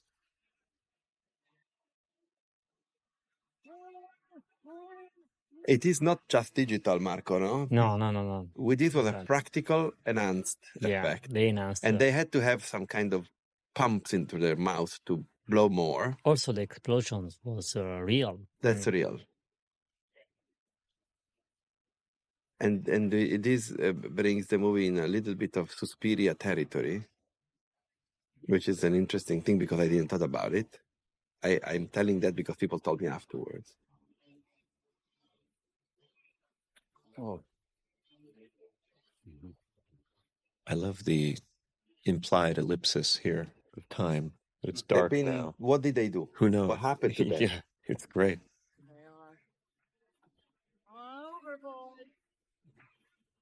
And it was on script.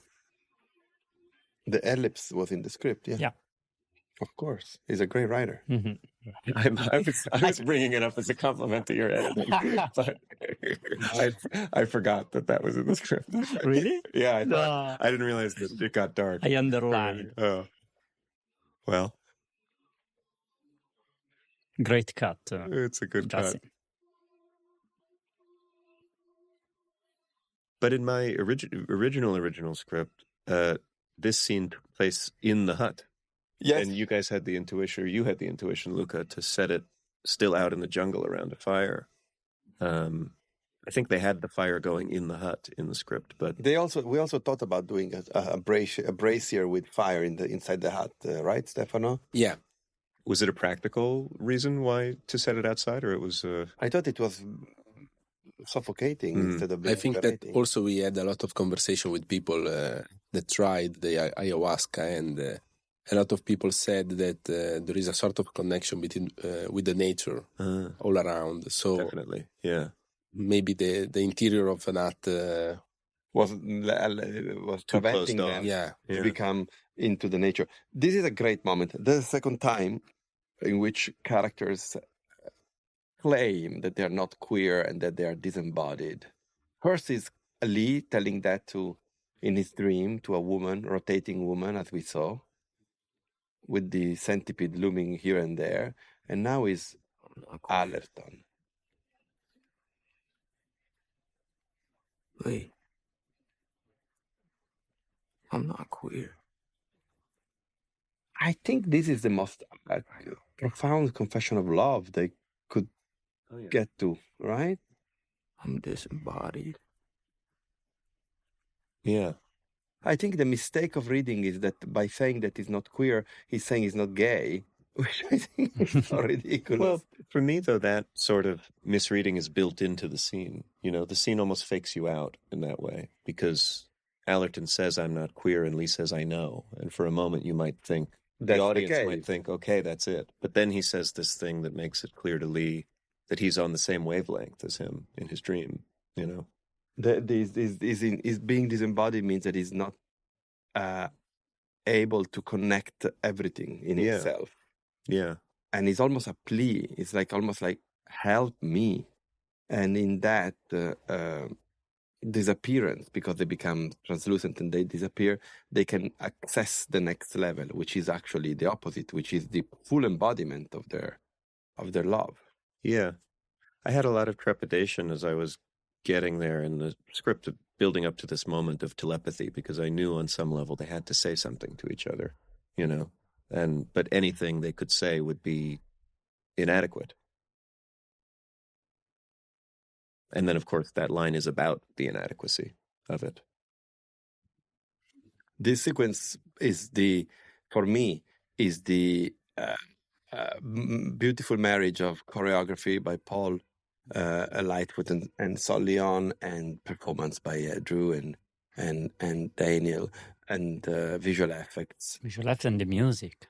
And the music, yeah. It took us a long time to do this sequence. From the moment in which the choreographers conceived the scene to the moment in which we said done, it was almost more than longer. a year. Yeah, it was longer, the scene. It was like, I don't remember first cut of the scene. Like 4 minutes, maybe? Yeah, but that's normal. I'm talking more about getting to make sure that all this imagery could be right, and you could really be relying on it instead of, how can I say, being pulled off of the movie. You should be pulled into the movie.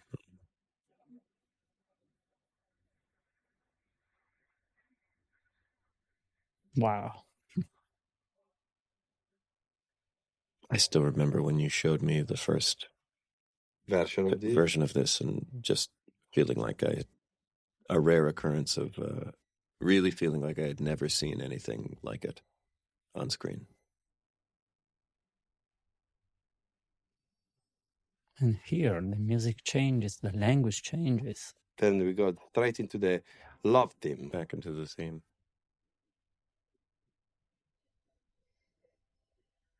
I think the movie eventually resorts to be a sort of fond tragedy in a way, because it's tragic, the impossibility between these two people.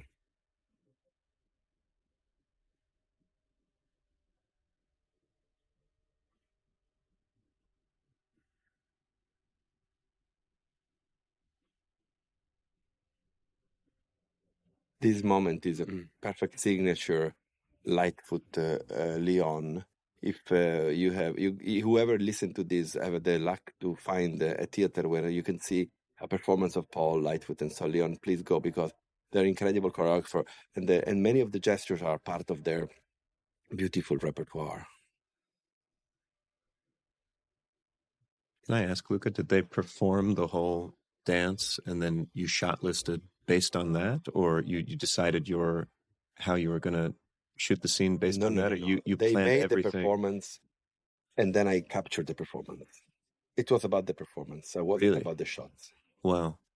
But the inserts of the hands on the body and all of that. I have seen the performance, the choreography, and then as if you shoot a musical, you have to have the choreography, and then you have to break it down in terms of shots. Wow.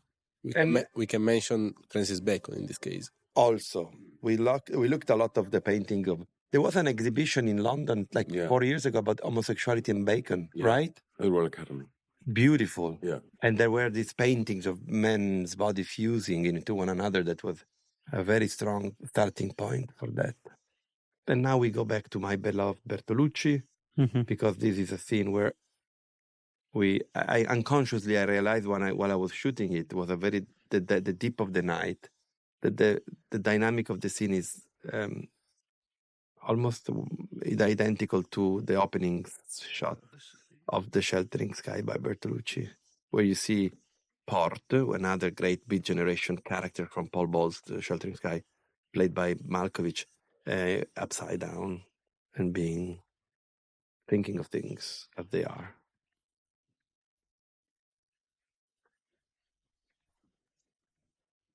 And this, we're back to the book. Yeah. Because when Dr. Cotter doesn't give them the ayahuasca, and Allerton and Lee is sleeping in the same bed, Lee tries to touch Allerton, and Allerton says, "Go to sleep." Remember? Yes.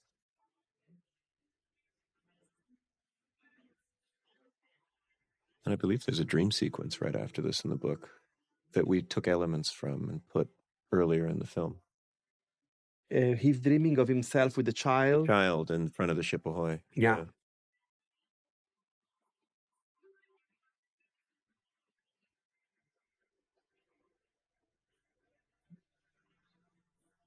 And then we go into this dialogue that is the quintessential for the movie that you created from scratch, because they're saying goodbye, but Cotter is trying to, particularly with Allerton, she's trying to let him understand the nature of his relationship to Lee from the way she talked to him about what they gone through in the experience of the ayahuasca. First time's just an introduction.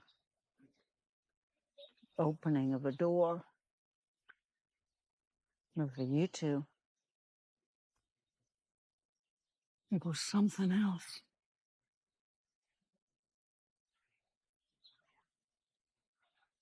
Be ashamed not to see where it might take you. I need to be getting back.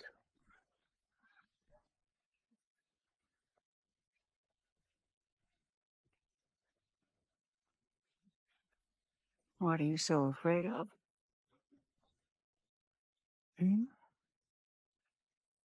Door's already open, can't close it now. All he can do is look away. Why? Why does he look away? But why would you? I don't know. I don't know that that's. I think like everything, there's never one answer for that. You know.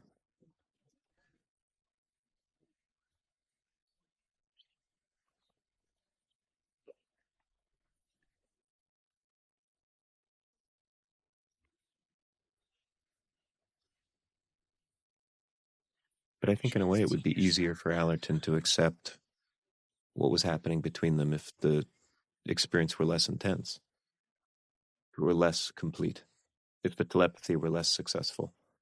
I see. Don't you think?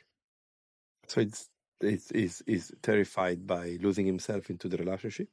Yeah, there's something terrifying about getting what you've been seeking after, which is this synchronicity.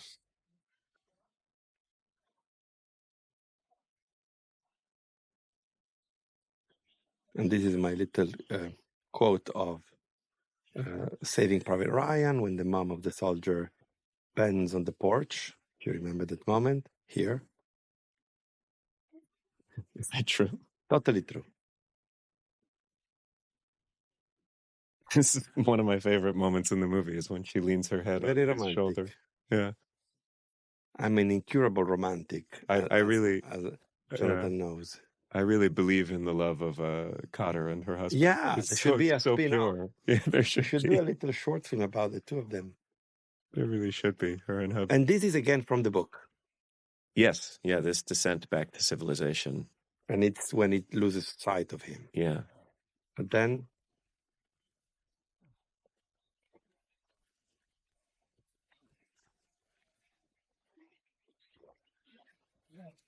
But then this thing of looking up into the sky came completely from you. I remember you had this very distinct idea of him looking up at the stars. I don't know. I always thought that the individual anarchic character that inhabited in various forms of the 20th century has always been someone that could fall from the skies. And also thought it was a nice passage of time. Yeah. And then early on in the process of preparing the movie, I thought about this beautiful song by Verdena, an Italian band, an incredible Italian band who has been, let's say, post-grunge. Those songs that we use in the movie, both songs are about drug using and the desperation that comes through contact again. We're back in Sicily here with a dash of Panama City made in digital.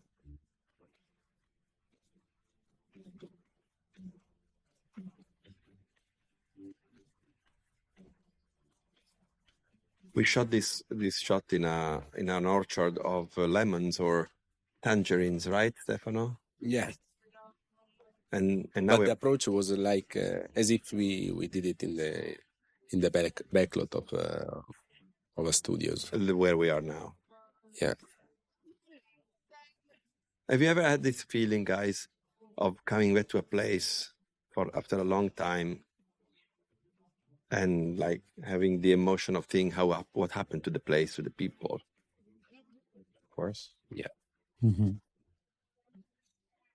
Yeah, I love how subtle but yet complete the redesign of the Ship Ahoy is when he walks in. It's not it hasn't changed into a completely different kind of place, but it's enough of a redesign that it's clear the owners have changed. And it's less nice than before. It sucks. Yeah. There's something.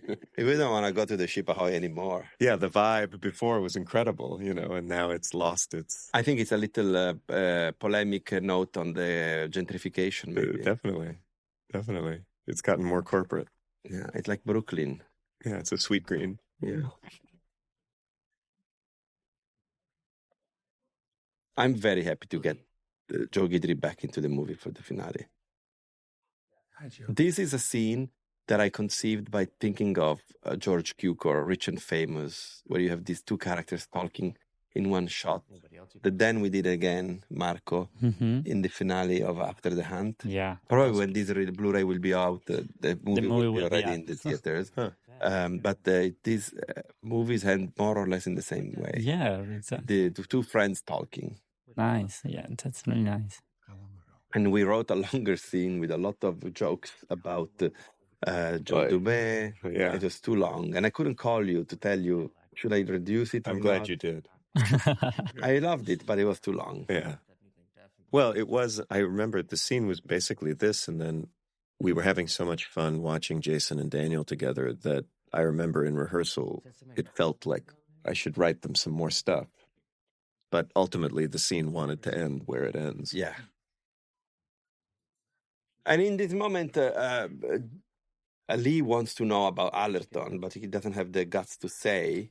And so Joe Guidry, being a good friend, tells him that what happened to Allerton and gives him a revelation that actually Allerton was looking for him and that he expected to meet him again down in South America. In the book, this conversation actually happens between Lee and a pretty minor character, like a pretty random guy whose name I even forget. But it felt somehow, partially in terms of like just streamlining the enormous cast of characters in the book. But it felt very right to have Joe bookend the movie in this way. I love Daniel's hair in this moment. Because I think it's great, right? Yeah, because I think it's, throughout the kind of film, it's this moment where I think anyone who's really fallen for someone, there's this idea of when it doesn't go your way, he sort of is trying to look like he's together. By the hair, I think there's something... I think the pain of not having gotten in the space with the person that he loved made him feel that he had to be modest enough to compose himself. Yeah. Oh, it's so touching what you say. Wow. Like, it's this idea that you never, if you did bump into someone, you feel about like dignity? Dignity and looking like you're together, even though you're not. He's broken. And speaking of broken, and we're back in Mexico City, one of the concepts behind the conception of Mexico City for this movie, Stefano, was to try to create the spaces and the juxtaposition of buildings and environments with the technique that later Baruch's mastered of the cut-up fold-in. Yeah. We listed a lot of styles that characterized the city in that period. There were modernist buildings, colonial buildings, Art Deco buildings, industrial building, and we tried to put them together, inserting here and there some real landmarks of Mexico City, as we are doing the same thing that Baruch did with the cut-up. Yeah. So he goes back to the same hotel where he used to go for a night of sex. He doesn't have a house probably anymore, right? In Mexico, yeah. No.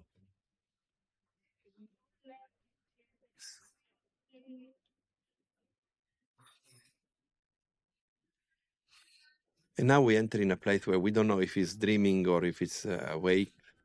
And if we, as the viewer of the movie, are dreaming with him.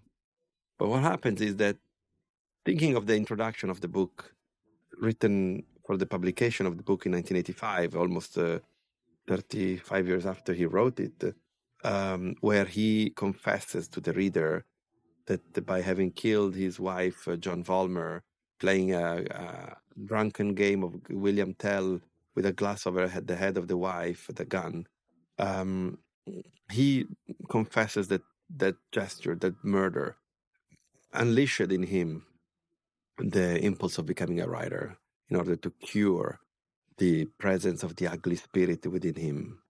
And so I think the impulse for us was to kind of use that introduction to conclude the story of Lee and Allerton, as we will see in a moment.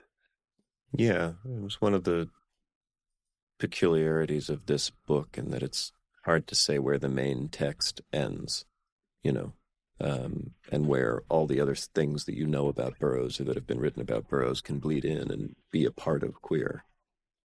So it felt right to incorporate that event, which is this thing that haunted his life as a writer, into the movie somehow. The Ouroboros introduces the inevitability of renewal. This is an image taken straight from a painting by Michael Boremans.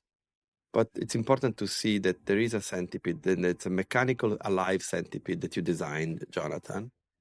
As still the enemy within, the powerful and scary symbol of the repression that inhabits both characters and in a way interrupt the possibility between the two of them. In the last day, in entry of the Journals of William Burroughs, he writes about it. He says the centipede is the agent of evil that is going to try to stop love from being. That's what we're looking forward with this imagery of the centipede throughout the entire movie.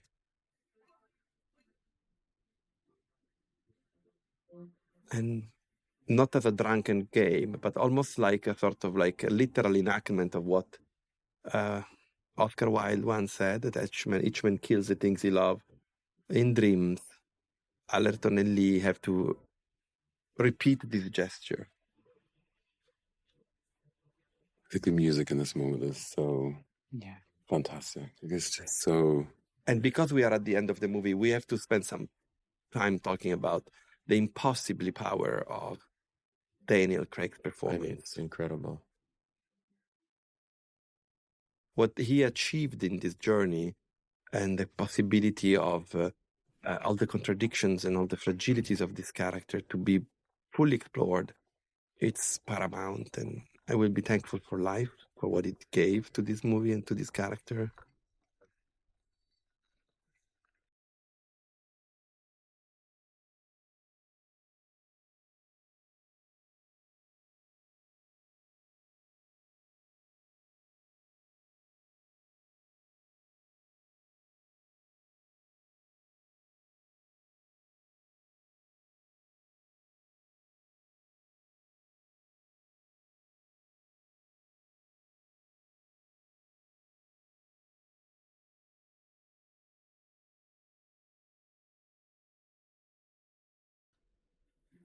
The music. Fantastic. It's a love theme. I think there's nothing more petrifying than the empty room. Yeah. Do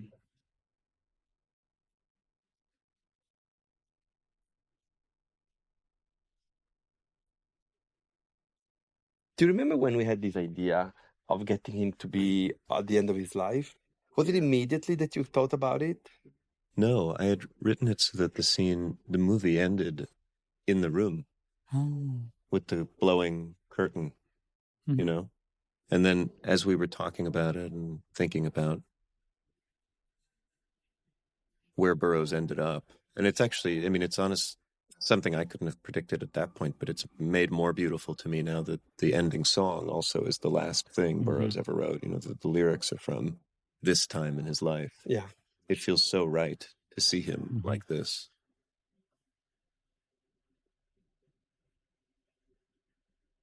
Yeah, I remember maybe the first costume fitting was for this, right? Yeah, it was for this. Yeah, because this is one of the very few pieces that you created from scratch. Yeah. What is interesting is that we know exactly what he was when he is buried, because an artist did an inventory of what he was buried in. So he had the ties that he used to paint himself with gold paint or blue paint. Daniel had this amazing idea to bring the watch, the Keith Haring watch, which I think is this sort of, I don't know, there's something I love about this. But it's interesting that, because of Burroughs' sort of, people would go on pilgrimages to see this man. Yeah. And I think, this idea that someone would actually catalogue exactly what you were buried in to the centimeter is so fascinating. I love this moment. This is when we read the book together, Justin. We knew the book was a love story when we saw this image of the leg going on top of the leg in Quito when he was shivering from withdrawal symptoms. And so you had this idea to put the leg back here, to accompany, to bring it back at the end, and to bring William Lee, maybe William Burroughs, hopefully all of us watching the movie, to the most intense, profound tenderness that accompanied him to death. Jason Hamer did an incredible job with the makeup, the prosthetic makeup here. Yeah. And here you can just about see the Dijon de Nair.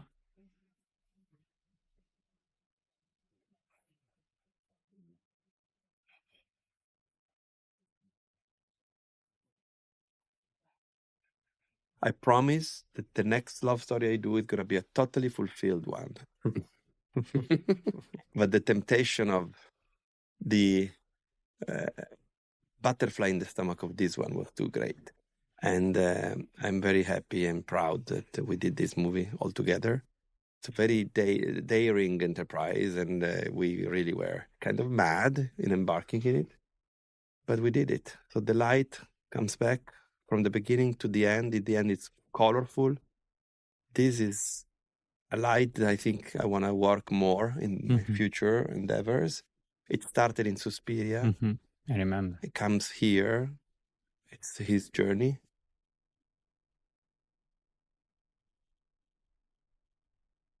And we land with the beautiful voice of Caetano Veloso, one of the greatest singers of 20th century and 21st century, who sings alongside the wonderful Trent Reznor, Vaster Than Empires, from the journals of William Burroughs, lyrics and music by Trent Reznor and Atticus Ross. And it says, basically, our love will grow vaster than empire. It was a pleasure to share this commentary with you guys. We can give shout out to people watching this. Kim Winter, the AD, wonderful job. Oliver Harris gave us a lot of help in being precise. Benjamin Panseca was an incredible historical researcher. Indispensable. And the main title was created by Karim Bouter, a very genial gentleman, with Chen Li, who drew all the writings. Chen Li has been the person who did design the writings, the main title writings of Call Me By Your Name. That was a yellow, colorful thing. This is a blue, melancholic color. Thank you, Stefano. Thank you, Jonathan. Thank you, Marco. And thank you, Justin. This has been a pleasure. Thank you. Thank you very much. Thank you.